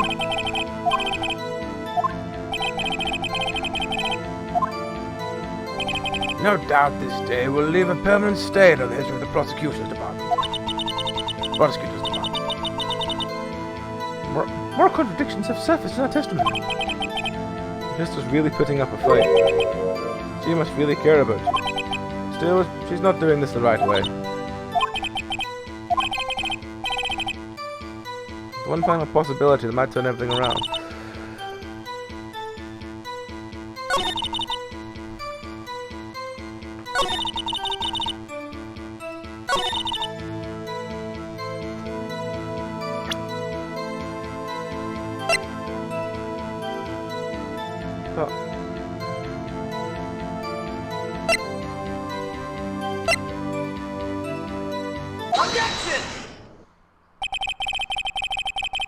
Miss Sky, I believe this jar conceals a truth even you were unaware of. What's that? We found the final piece of the jar in Chief Gant's safe. In the Chief's safe? But how? There's something even more disturbing about that final piece. There was still blood on it. But the witness just testified that she gathered every last bit of and wiped the blood off them. Yes, which leaves us only one explanation. On the night the prosecutor marshal was murdered, you were not the first one to show up in the scene. Deep in the Greg's bag. Okay. Chief Gant got there before you.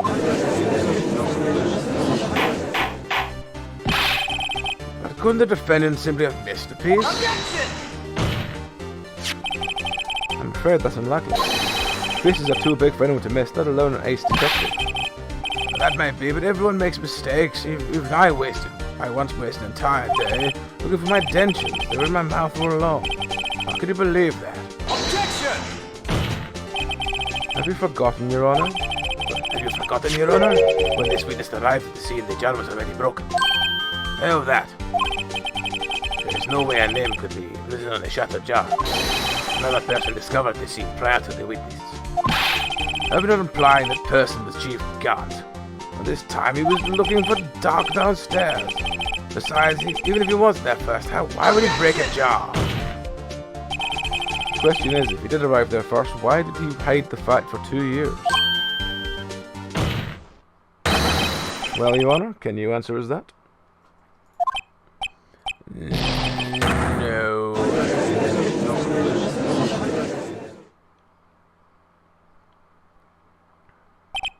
Wait.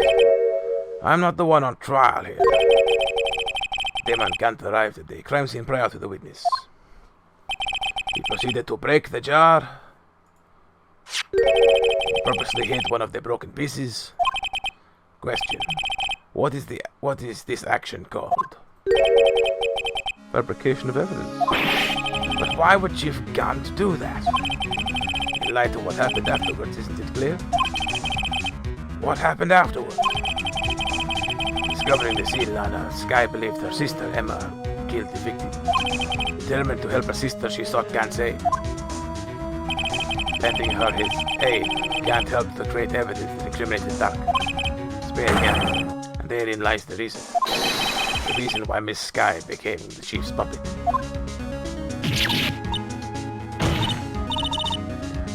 No, I did it on my own. Please, sis, stop trying to protect the chief. I can't watch you suffer anymore for my sake. No, you didn't. It wasn't you, Emma. You didn't kill anyone. Don't believe anything Mr. Wright says. Defense attorneys make up foul lies to defend their clients. Foul lies? I guess you do see the type of like twisted truth.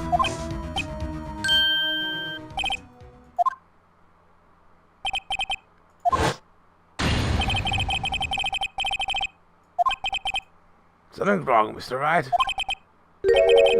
Lana may be right after all. What do you mean, Wright? So you do tell foul lies, eh, Mr. Wright? Sorry, wrong accent. So you do tell foul lies, Mr. Wright? Miss Sky, please testify once more. But if evidence was fabricated behind your back, then Emma's accidental killing of Prosecutor Marshall might also be a lie. But I do remember looking over Mr. Marshall. Miss Sky, if you will. I can't. There's nothing to be afraid of. There's nothing to be afraid of anymore. This cross-examination may not change a thing. However, there is a possibility that it will, if we tell the truth. Very well. I'll testify about what I really saw. Alright, the witness may testify once more for the final time.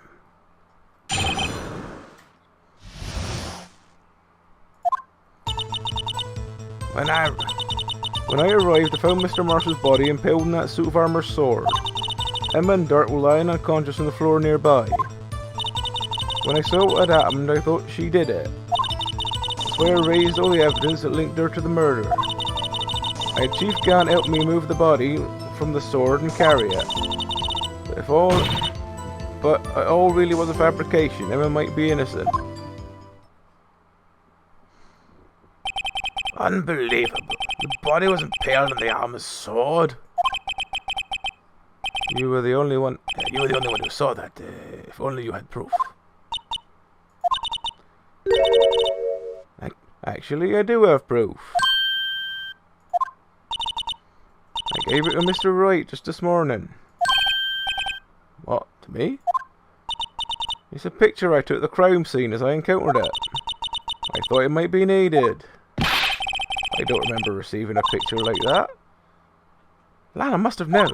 See, Mr. Wright, she really does have faith in you. Very well, Mr. Wright. Please present this picture. Lana said she gave it to you this morning, right? I seem to remember getting something from her then. Check the evidence again. Must be a picture in there somewhere.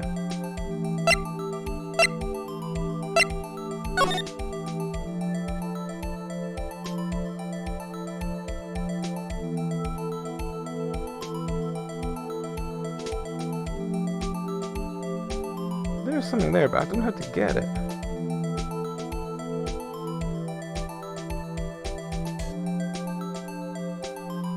Definitely has a book there. There's a bookmark in the page, but I don't know how to open the book.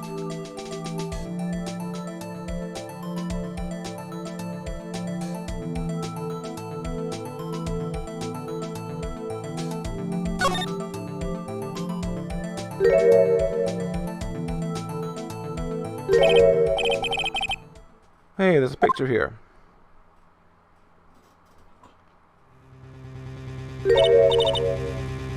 Oh my!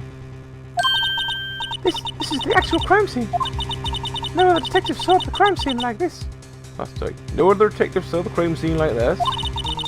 Because I contacted Criminal Affairs only after I rearranged everything. Gasp! Mr. Wright! That piece cut out from his vest. That could be. Cloth we found inside Chief Gant's safe. It's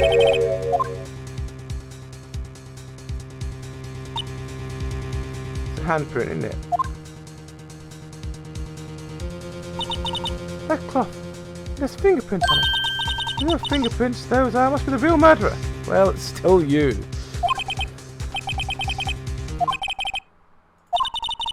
Why are your lips turning all purple, Mr. Wright? Anyway, let's get on with the cross-examination. As long as you tell the truth, we should be able to flush out the real murderer. Very well, the defense may now begin its cross-examination.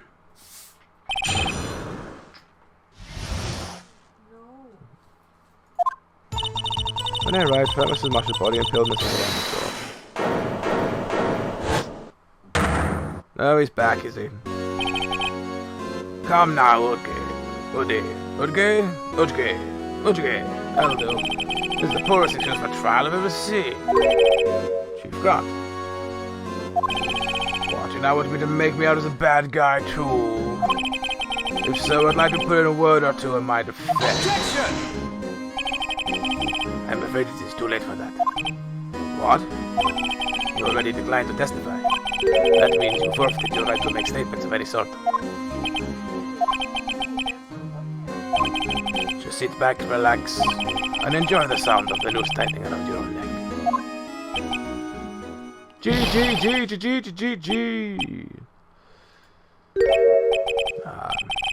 So what? You think I'm worried? Sorry to disappoint you, but I don't need to make any statements. What do you mean? The evidence will do all the talking for me. Even if I can't testify, I can still present evidence. Yes, that's true. Wait, you mean you still have some conclusive evidence? No, I don't, but someone does. Someone? So, what's your excuse, Righto? Why haven't you been keeping quiet about it? You do have something to show us, right? Something that proves who knocked over Neil Marshall, causing his death. Conclusive evidence and leaves no room for doubt. This is true, Mr. Wright.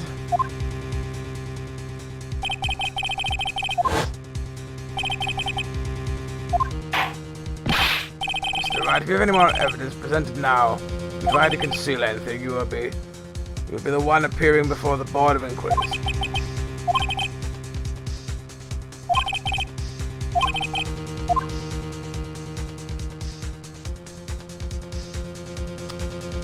Let's show it and try and walk a bit of it. Those prints have got to be the chief's. Now then, let's see this conclusive evidence. The evidence that shows who actually murdered Prosecutor Marshall. Take that! It's a piece of leather cloth. Yes. Looks like it was cut for the victim's vest near his chest. What is this? What is this? There's a big handprint on it. Surely it must have been left by the cloth by whoever Surely it must be left in the cloth by whoever shoved the victim into the soil. What? Whose fingerprints are on this? I'm sure Righto has checked, haven't you? Well, whose are they?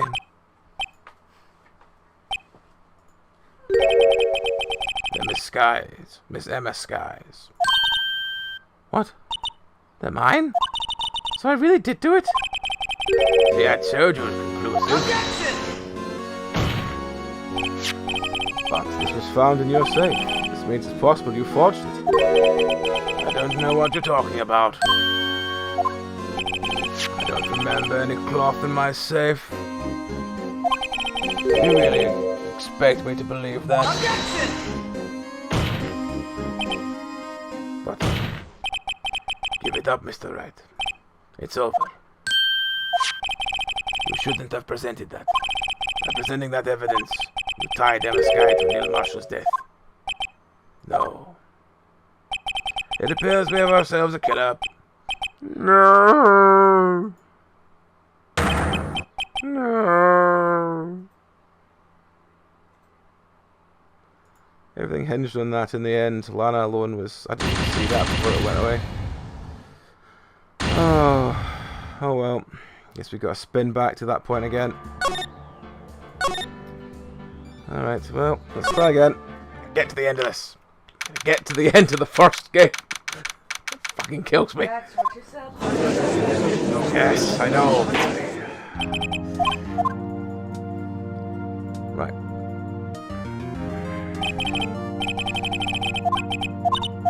Let's spin on as much past this as we can to get back to where we were.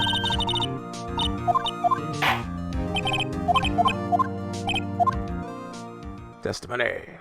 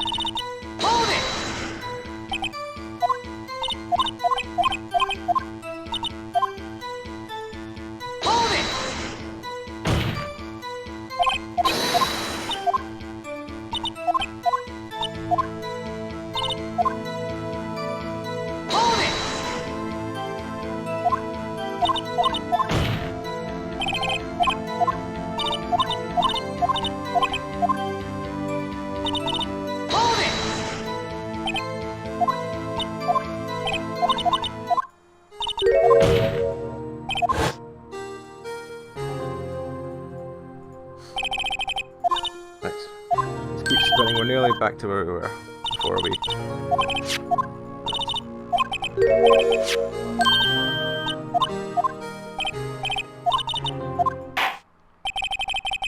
Mainly getting back there, right. Let's get back to where we were and we can start doing the... Hold it!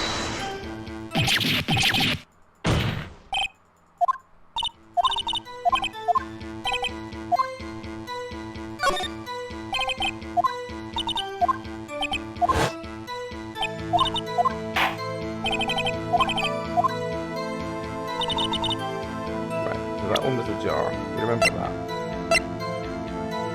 Objection! So we can spin on a little bit because we remember this bit.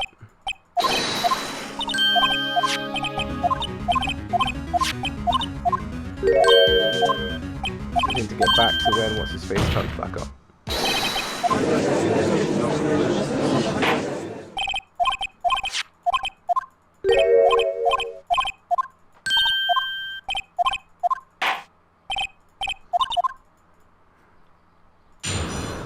Jar and message of blood.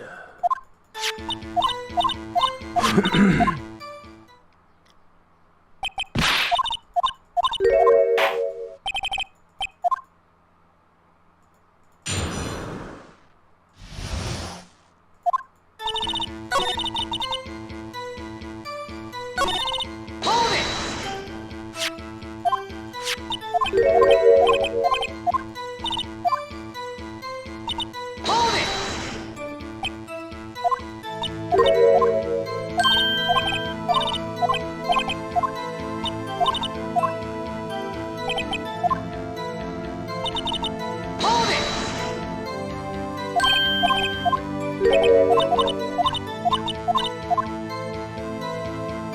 Hold it! Hold it!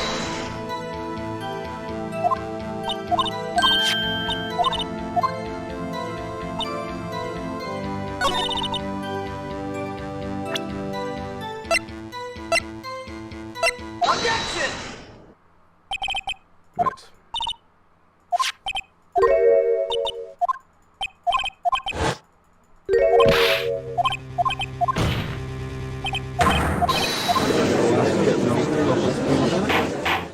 Because what's his face should turn up relatively soon. Objection! Actually, once we find the picture, what's his face will turn up. Objection!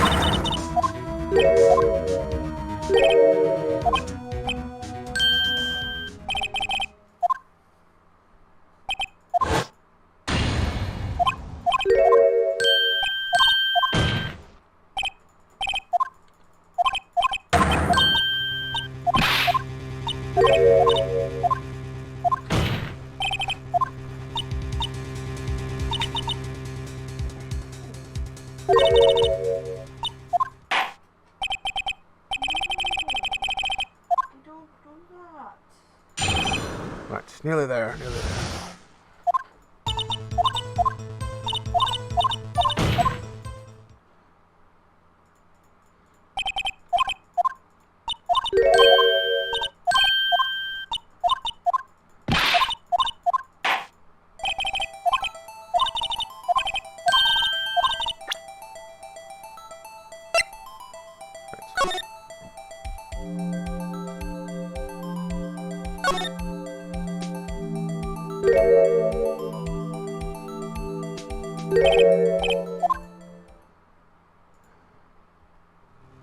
Right, this is basically where we go back to.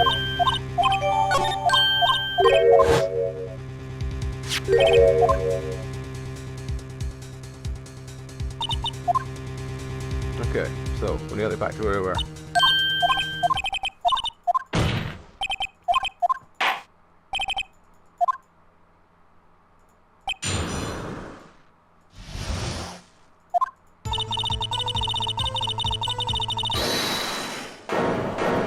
There we go, he's back. Now he's back. We can pretty much get to the end of this bit, and that's us back to where we were. This time we won't reveal the bit of evidence that is on.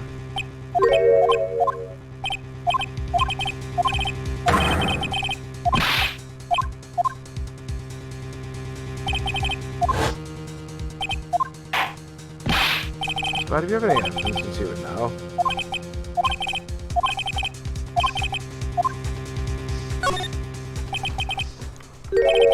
You know, I don't have any evidence I can present at this time. What? You lie. Chief Gaunt? You opened my safe, you took what was inside. Conclusive evidence. I don't know what you're talking about. Mr. Wright, why don't you show them? We found it together. Oh, I see. It's because you know the truth, don't you? You know whose fingerprints are on it. That's why you won't present it. What are you talking about? What are you talking about, Chief Gun? Can't you figure it out? Take a good look at this picture. See the victim's vest? Notice anything odd about the chest area? Looks like part of it's been cut out for some reason. It looks like part has been cut out for some reason. You mean you had this in your safe? What? This means you, the chief of police, have been concealing evidence. This is going to be the biggest scandal to hit the history of the police department. Impressive. To be honest, I didn't think you had the gall, Wright-o. Well, I can't just let you pin me up as the murderer. I'll tell you what really happened. What? You mean you admit to it? Let's play with my hair, twiddle a bit. I was the first person to arrive at the crime scene that day. It occurred to me that I could use the situation to control Lana. So you really were manipulating her? I knew Lana if I made it look like the blame lay with her sister. That when she saw the scene, she would ask for my aid. So you assisted Miss Sky? I told her to arrange the evidence. I had her plant the knife tip in the victim's body and move the body across the floor. And I ended up using that evidence to get Jordan convicted. When I tampered with the crime scene, I had two pieces of evidence. One was before Lana arrived at the scene, mind you. Two pieces of evidence? You mean those items in your safe? But why? For insurance. Of course. Insurance? I was sure my plan would work, but it's always best to be prepared for the worst. I wasn't about to let anyone blame me for the murder that girl committed.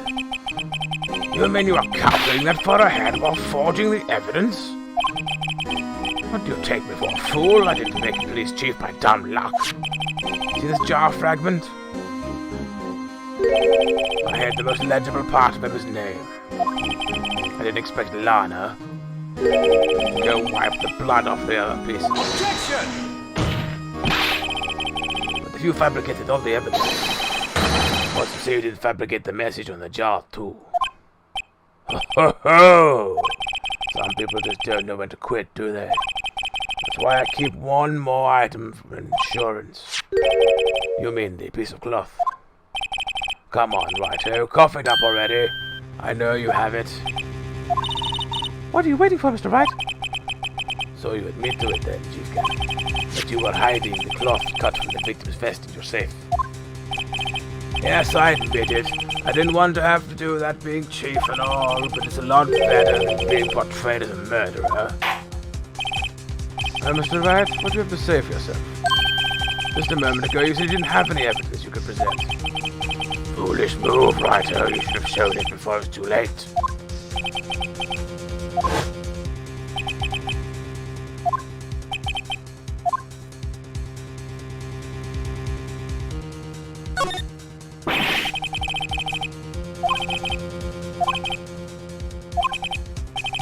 Right, think hard on these circumstances. Circumstances? I'm talking about then and now. There's one major difference between the two. Weren't you waiting for that difference?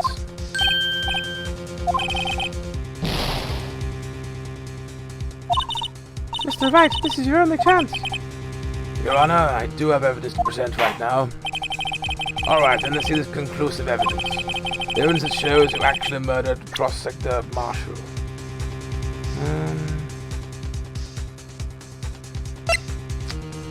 I mean, did we just put the one thing in? I don't really want to have to run through it again in case I'm wrong.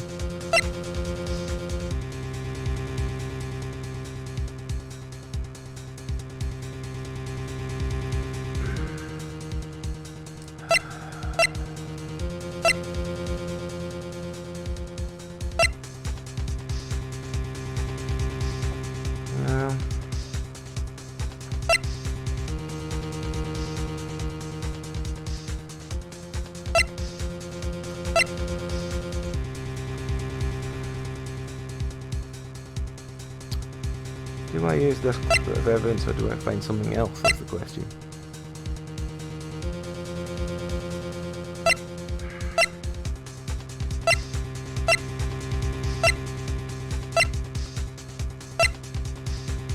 Take that!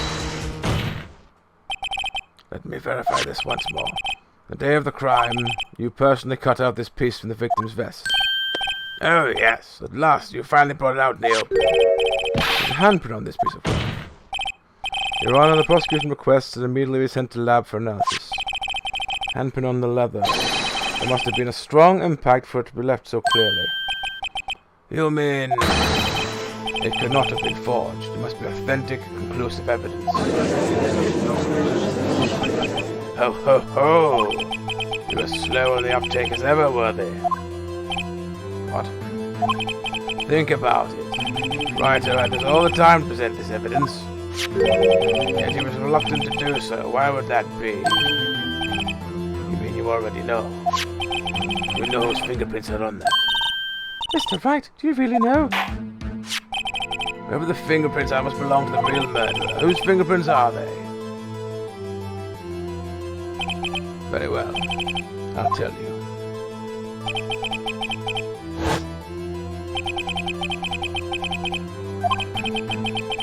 Person to whose fingerprints belong is... Oh god, I've got to actually...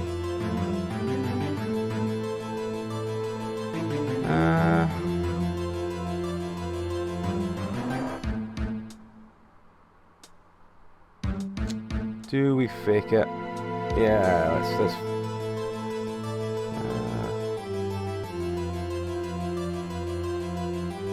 fake it. Well, we're very working with Take that! Alright, okay. Alright, well, let's just go ahead with it.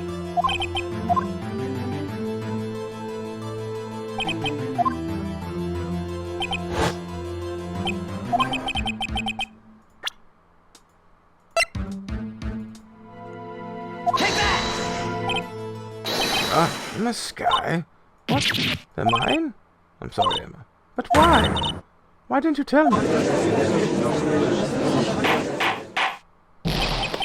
Ho, ho, ho. You're really something, Wright. You knew this girl did it all along. You still tried to pin the murder on me. So it's true, tragic but true. This girl really did shove Prosecutor Marshall to his death. How could you, you monster? The sky? You know those fingerprints. Whose fingerprints they were all along, yet you acted like she really didn't. Sky. It's not over yet. What? I said this trial isn't over yet. Ah, but I'm afraid it is over, boy. Not only this trial, but your career too. Purposely concealed this conclusive evidence. That, my friend, is a serious offense. I am looking forward to pressing charges after the defendant is convicted. I like your badge, boy. What's the matter? Cat got your tongue. Aren't you going to tell us how it feels? How it feels to be the one single-handedly turned a poor girl into a murderer? Before I do that, just one little thing I have to clear up. Oh, and what's that? Who really killed Prosecutor Neil Marshall? What? Chief Gant, you are absolutely right. This piece of cloth proves who the real murderer is. Who killed near Marshall, you ask? It was Emma Sky, wasn't it? I'm afraid that's not possible. You see, this piece of cloth contains a critical contradiction. What? A contradiction? What is this fool babbling about? I'm talking about a contradiction, one that proves who the real killer is.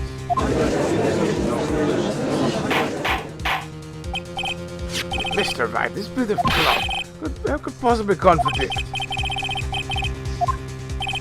Behold, piece of evidence that contradicts this cloth.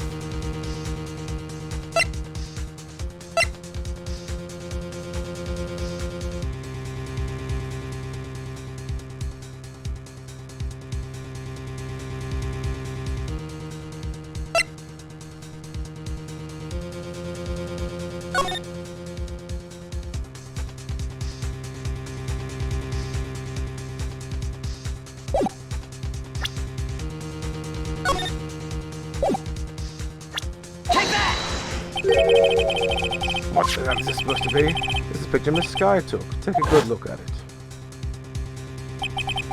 See where the piece of his vest was cut out? Yes. His shirt is showing underneath. It's hard to make out the blood in his vest, though. Exactly my point. His chest was soaked with blood. That's only natural. His lungs no doubt were punctured. Blood poured out of his mouth. Oh, but that piece of cloth. Wait, there's no blood on it. Ah! Since Emma Sky's fingerprints are on this cloth, there's no doubt that she shoved the prospector aside. However, Mr. Marshall was not impaled with a sword at that time. No, this is nonsense. Now then, Chief Count, let me ask you something. Prosecutor Marshall was not impaled when he was shoved aside. He was most likely hit his head on the ground but was knocked out. If so, then tell me who could it be? Who could have arrived at the scene before Miss Lana Sky, picked up the unconscious prosecutor, impaled him on the arm with a sword? Then to make it look like the Emma was responsible for the prosecutor's death, said person proceeded to write her name in the jar with the victim's blood. A jar that they then broke on purpose to leave behind a clue. Make Lana believe her sister did it. Remember what you admitted only moments ago? That you personally cut out this bloodless piece of the victim's vest?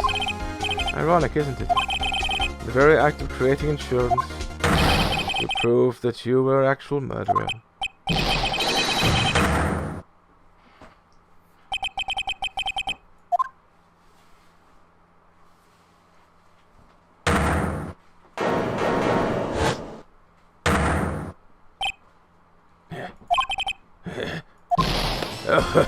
Oh, that was close, Rato.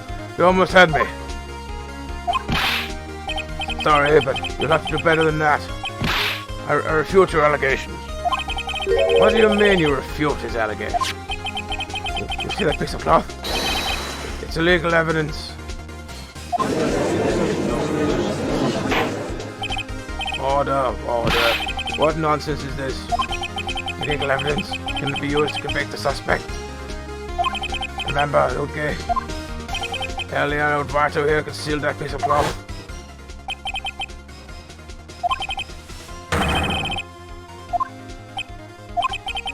Your Honor, I don't have any evidence I can present at this point in time. That's true.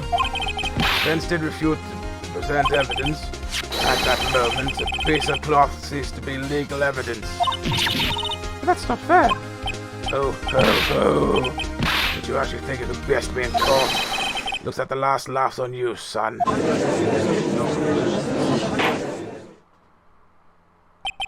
afraid Mr. Gaunt's claim is legally correct. Well, Mr. Edgeworth? True. Illegal evidence cannot be used to convict a person. Assuming, of course, that the evidence is indeed illegal. Well, Mr. Wright?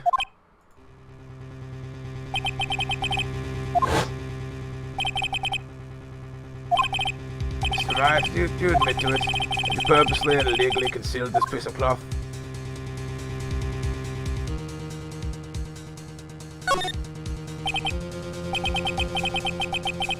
I admit I refused to present it at one point. Ah! The evidence is illegal. Objection!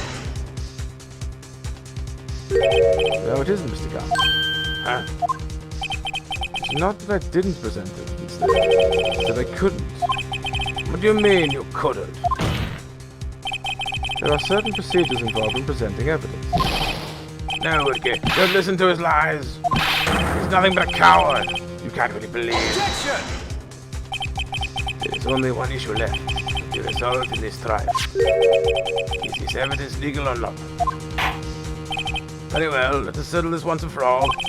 Either you refuse to present evidence, you can prove your conduct wasn't in violation of the law, then do so now. Where's that book? Take that! This is my proof, Your Honor. Evidence law. What's this? I've done my homework too, Chief. Indeed, Emma Scar's fingerprints were on this piece of cloth. However, at that point in time, this was merely a piece of cloth, nothing more. What? You see, it's written right here in this book. The second rule of evidence law. For one, no evidence shall be shown without the approval of the police department. I found this piece of cloth, piece of evidence myself, inside your safe. It goes without saying, I did not have the approval of the police department. Rule 2, unregistered evidence presented must be relevant to the case on trial. And here are the crux of the matter. You see, at the time, it was impossible for me to prove the relevance between the cloth and the SL9 incident. What? What kind of nonsense is this? You want relevancy? Just take one look at this picture and... Objection! Sorry, but can you recall when was that picture presented? Shown only a few moments ago. No. He's right. He's right. At the beginning of today's trial, that piece of cloth was still meaningless. The person who gave it value as evidence was you. Damon Gant. You yourself confessed to a certain truth. Let me verify this once more. On the day of the crime, you personally cut out the piece of victim's vest. Oh, yes. No. It was then that you approved this cloth as conclusive evidence. Yes, you, the chief of police, personally approved this cloth.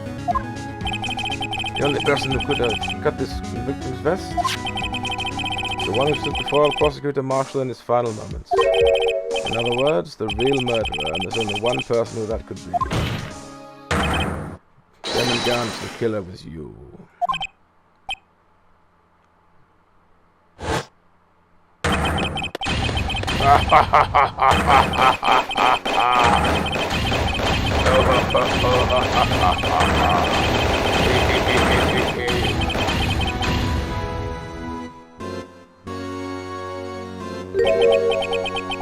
I knew I should have gotten rid of him. That good-for-nothing scum. 2 years he's been snooping around the apartment trying to get something on me. Crimes are being committed every day, and yet he insists on hounding me. Well, your crime wasn't exactly petty. He wanted to reinvestigate the case.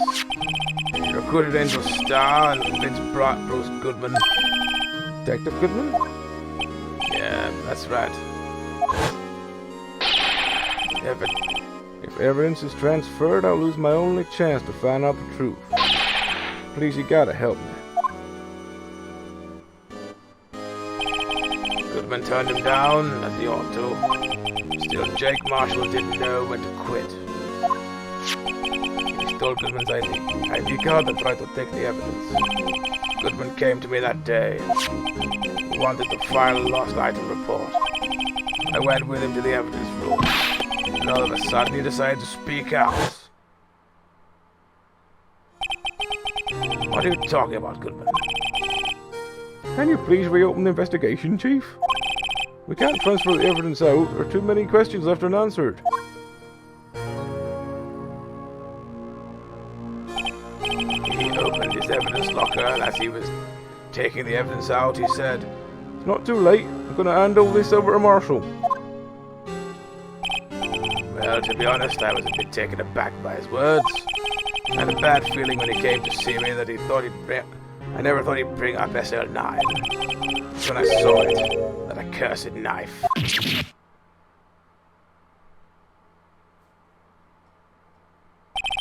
I couldn't just pull it out. Doing so would have led to more blood, making it near impossible for you to hide your crime. Even so, the blood was just pouring out. I didn't know who might stumble in, so I hurried to wipe it up. Worried so much about the floor, I didn't realize my fatal mistake. Bloody handprint. Detective Gumshoe's locker. I used to be known as the crime computer. But everyone has to start somewhere, I guess. I was too nervous. I had no business doing any of it. Then you put the body in my car. I'm sorry, I couldn't think of any other way to move the body. I broke your trunk, but what's the big deal? You make a lot more than us detectives ever will. Leaving the prosecution's card aside. How could you get this guy involved in all this? Well, she had as much to lose as I did if the truth came out. So we took the evidence from Detective Goodman's locker. I felt bad for having to do it. I also didn't have the time to pick and choose what to take.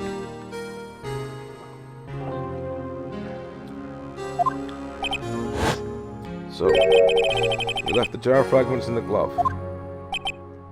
Yeah. It looks like I was better off being an investigator of crimes than a committer.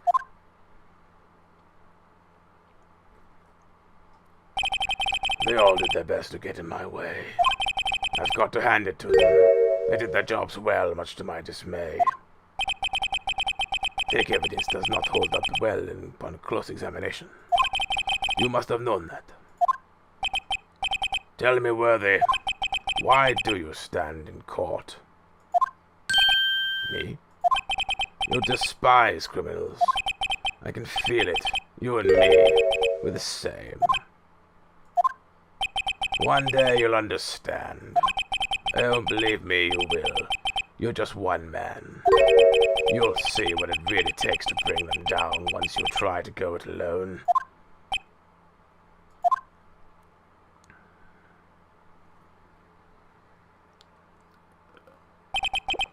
Well, looks like it's time to say goodbye. Oh, dear. What? Looks like we'll have to cancel that lunch date. Sorry, old friend. I'm sorry too, Devin Gant. I knew you as you used to be long ago. You're once a fine investigator and example to others in the force. I'm sorry to learn that you are no longer that person. Those days are gone, no dear. Thanks for the memories, though. Don't worry, you'll be fine. I have Wrighto here. And Worthy. With these two around, you can't go wrong. In fact, I can hear them already. The malicious sounds of a new beginning.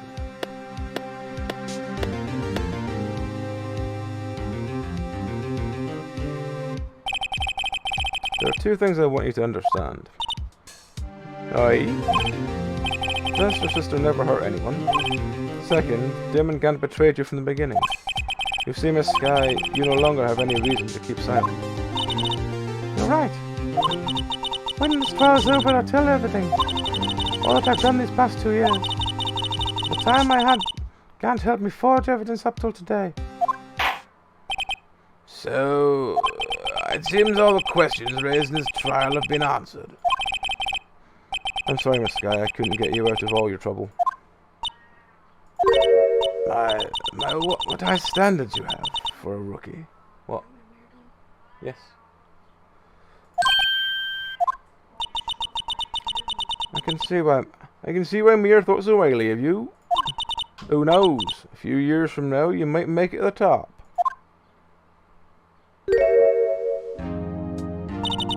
I owe you my thanks, Mr. Wright. Miss Sky. And you too, Mr. Edgeworth. You've suffered every bit as much as I have over these past few years. Years? Days. Past few days. Don't know why I said years. Believe me, I know how much of an ordeal it's been for you. nothing. I was worried that the pressure might break you. And yet, you rose above it all and guided Mr. Wright to victory. You've done well, Mr. Edgeworth. Stop it. I only did my job. In light of this case, it seems a good self-examining is in order for all of us. Miss Sky. Yes, Your Honor?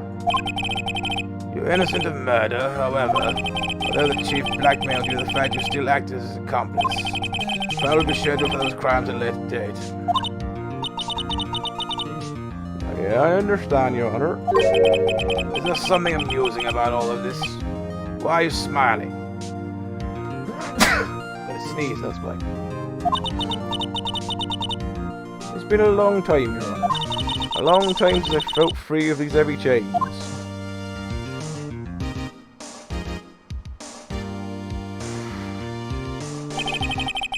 Well, this trial's gone on far too long already. Regarding the charge of murder, this court finds the defendant Miss Lana Sky. It's dirty time! That is all. This court is adjourned. February 25th.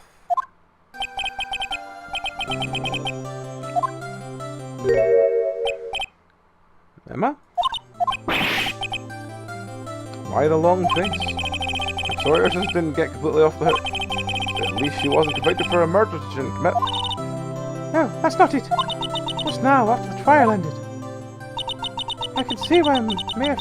Oh. I can see why me have faith that's a wily of you. I owe you me thanks, Mr. Wright. I don't think she said all that last time, did she? Well, if I read that out, she did. And you too, Mr. Edgeworth. You've suffered every bit as much as I have. Done well. You know, I did my best too, and I didn't get thanks. Lon didn't say a single word to me. I hope I'm not interrupting anything, pals. I have really bad luck with this. Still try. Oh, I guess I am. I'll come back later. Wait, you did have come through. What is it? You're doing this on purpose, aren't you? Making a detective run around while on duty. Stop it off, you call me here. I've seen other people. Why are we getting the same lines again? I'm only kidding. Oh. Are you here because of my sister? Are you here because of my sister again? Nope, not this time. I came today because of you, pal. Me? That's right. I know you'd like to see someone. Nana! Should you be doing this? You're still under arrest, you know. Well, I won't tell if you want. Emma, I owe you an apology. It's okay, sis. Don't worry about it. That day 2 years ago was the first time in my life I ever panicked. It's all I could do to keep myself from screaming.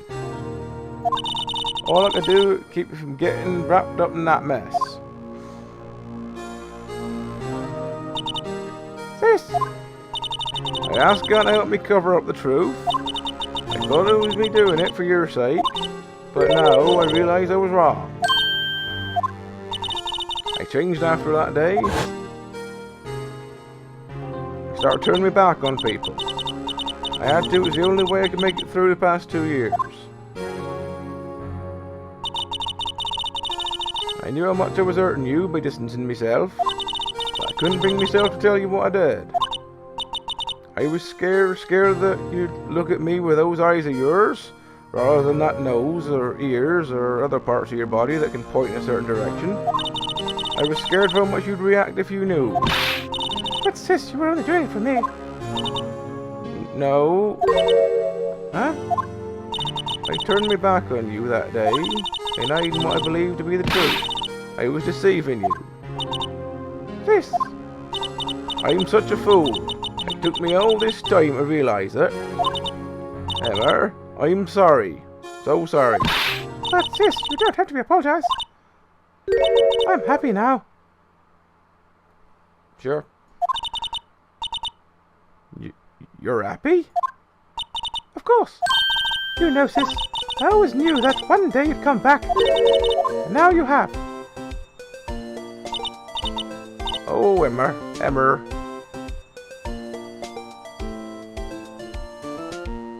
I just don't get the lapels. No one can change the past. The only thing we can do is strive to make up for our mistakes.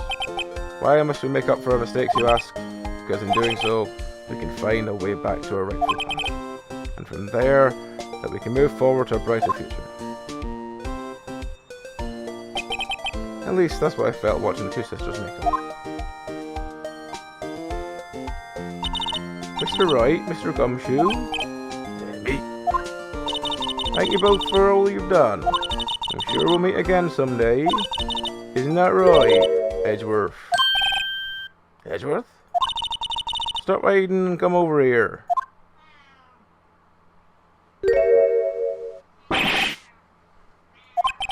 I just came to say congratulations.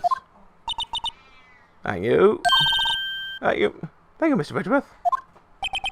Right, I'll be going now. Mr. Edgeworth, I hope you don't blame yourself for what happened. We were the ones who acted corruptly, not you. It is too late for me. No matter what anyone may say, I realize today that I can't correct my mistakes. Mr. Edgeworth? No, not only that, but I don't even trust myself anymore. Chief Gant was right. You despise criminals, I can feel it. You and me, we're the same. One day I'll understand, oh believe me you will. Just one man, see what it takes to bring them down once you get to try to alone. I do despise criminals. I plan to dedicate my entire life to fighting them. But in order to fight crime on my own, I need a weapon. It's scary, but I've known for that to be true for quite some time now. But Edgeworth? Who knows? Given enough time, I might have tried to pull something like Chief Gant did. That thought terrified me, which is why I cannot continue on this as a prosecutor. Edgeworth, don't you understand? Demon Gant and your mentor, Manfred Karma. We're both the best of the best when it came to fighting crime. But they both made the same mistake. You said in order to fight crime on my own I need a weapon. That might be true, but think back to the day's trial. You weren't alone. You were working together with Mr. Wright. Because of that partnership, you were able to present evidence and otherwise would have gone undiscovered. Ain't that right, Mr. Wright? Huh? What? Yeah. Come on, Mr. Wright. Show him what Lana's talking about. Something that neither of us would have been able to find on our own.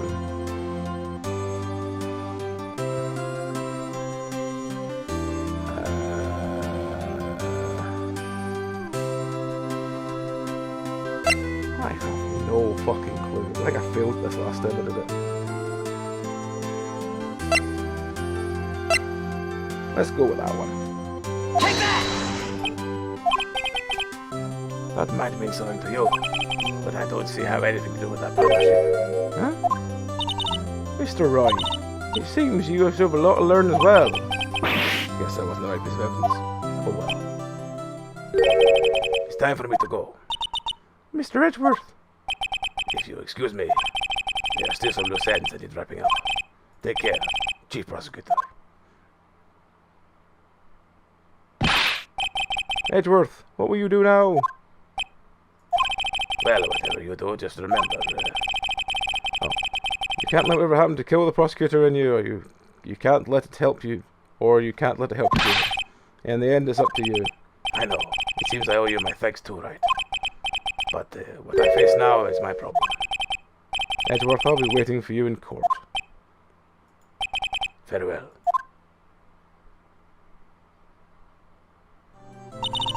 I better be going too. Okay. but I'll be by to visit soon. Seems we both have a lot to learn and catching up to do. Here's a little something for you.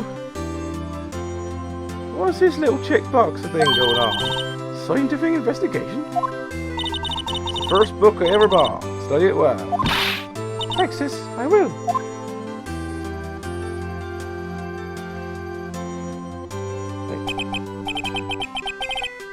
And so another case came to a close. As for the sisters, I have faith. Faith that their lives have only just begun. And as for me, I think it's time I started a new journey of my own. A journey to be discovered myself.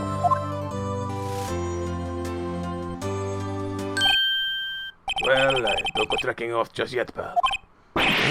What is it, Detective? There's just a matter that can be solved, but the chief prosecutor, you see, she isn't supposed to be out of jail like this. But I thought you said it was okay. Yeah, well, it might be okay with me, but the folks in prison are a different story. Huh? Basically, I had to bribe a guard in order to sneak her out for 30 minutes. Believe me, it wasn't cheap either. Huh? Way to go, Detective. I didn't know you had a wild side. Yeah, well, but you see, Mr. Wright is the one to be footing the bill. Huh? What, you think I can afford it with my salary? You got to be kidding me, pal. Huh? Thank you, Mr. Wright. You're the best. Why is it? I suddenly feel like I want to scream. Hey, I got an idea. Why don't we all go pay it off together? Yeah, that's a great idea. Come on, guys. Let's go. Objection!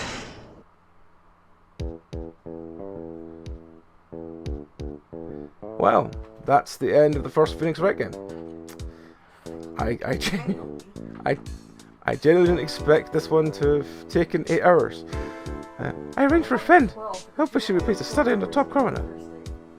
As for me, this affair has pretty much ended my days as a prosecutor's officer. Still, I managed to find my way on back to the field somehow. I realized I've been doing the wrong voices, but then I'll be able to investigate crimes together with Emma. I realise now I've been doing the wrong voice.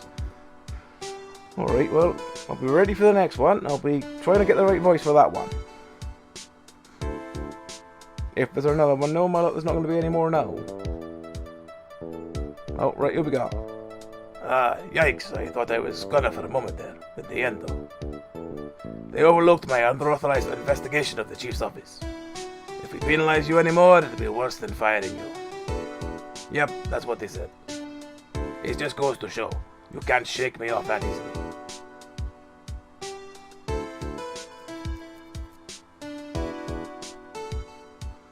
Oh, I guess we've got to wait to see how the rest of the characters have disappeared off.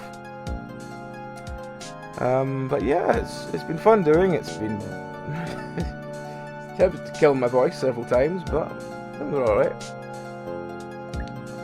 Oh, not this prick. Apologies for the sound he's going to make in a minute.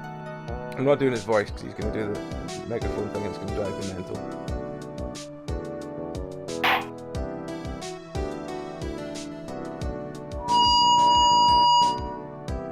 I hate him. I hate him so much. I feel bad because I don't think I muted. I think I just hit the mute button on my keyboard last night when I did last time I did the stream. I don't think I actually managed to mute this stupid bastard in his megaphone.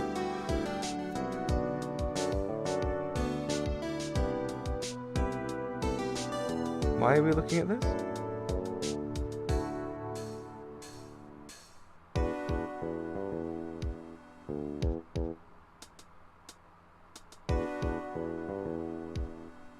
Oh no, the battery's finally ran out.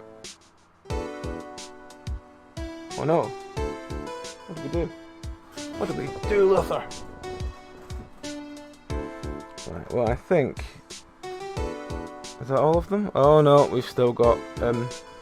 What is it? Can't you see I'm having me a showdown with a steak lunch partner? Miss Star arranged to sneak this in on me. She's seeing one of the guards. Well, cowboy, looks like you did it.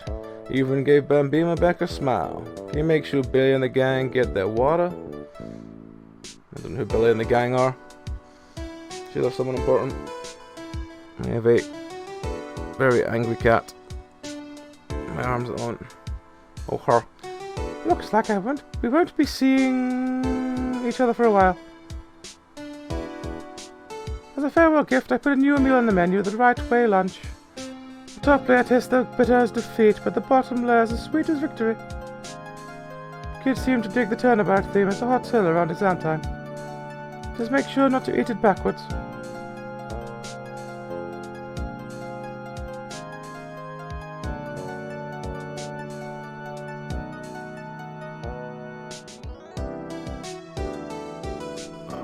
Right. I think, I'll never forget what that young defense lawyer said after the trial. Let's see, what was his name again? Mr. Left. Anyway, he said he's been doing something or other for, how many years? Well, anyway, I've got another trial to get to, so I better be... oh, no, I forgot my gavel. I was gotta go.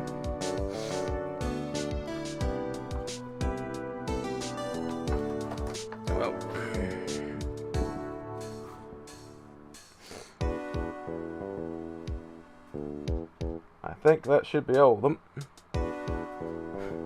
Hope that's all of them. Can we skip to the next bit? Oh, it's her. Ah, nothing soothes the soul like fresh country air. Still, sometimes I do miss hearing you and your objection, so I can't go back until I'm fully fledged spirit medium. Mystic Maya, afternoon training's about to begin. Coming! Well, see you around, Nick. Well, at least she's happy. Can we skip this to the next one, or do we have to? I don't think there's a way to actually skip it. I think we're stuck. I'm just trying to think who's actually left for us to do. What's his face and the friend that's been useless all the way through. Oh, it's Edgeworth. Mr. Edgeworth. Oh, it's him. Mr. Edgeworth, I brought you your tea. What's going on?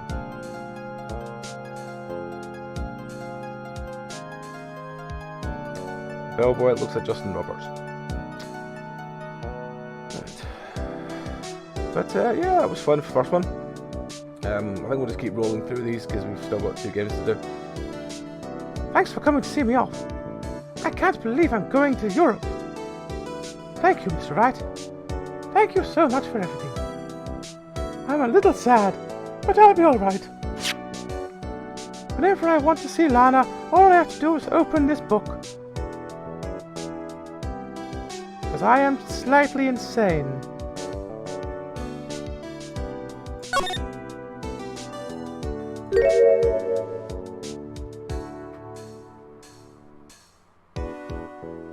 The picture took off before I could see it. Oh, there we go.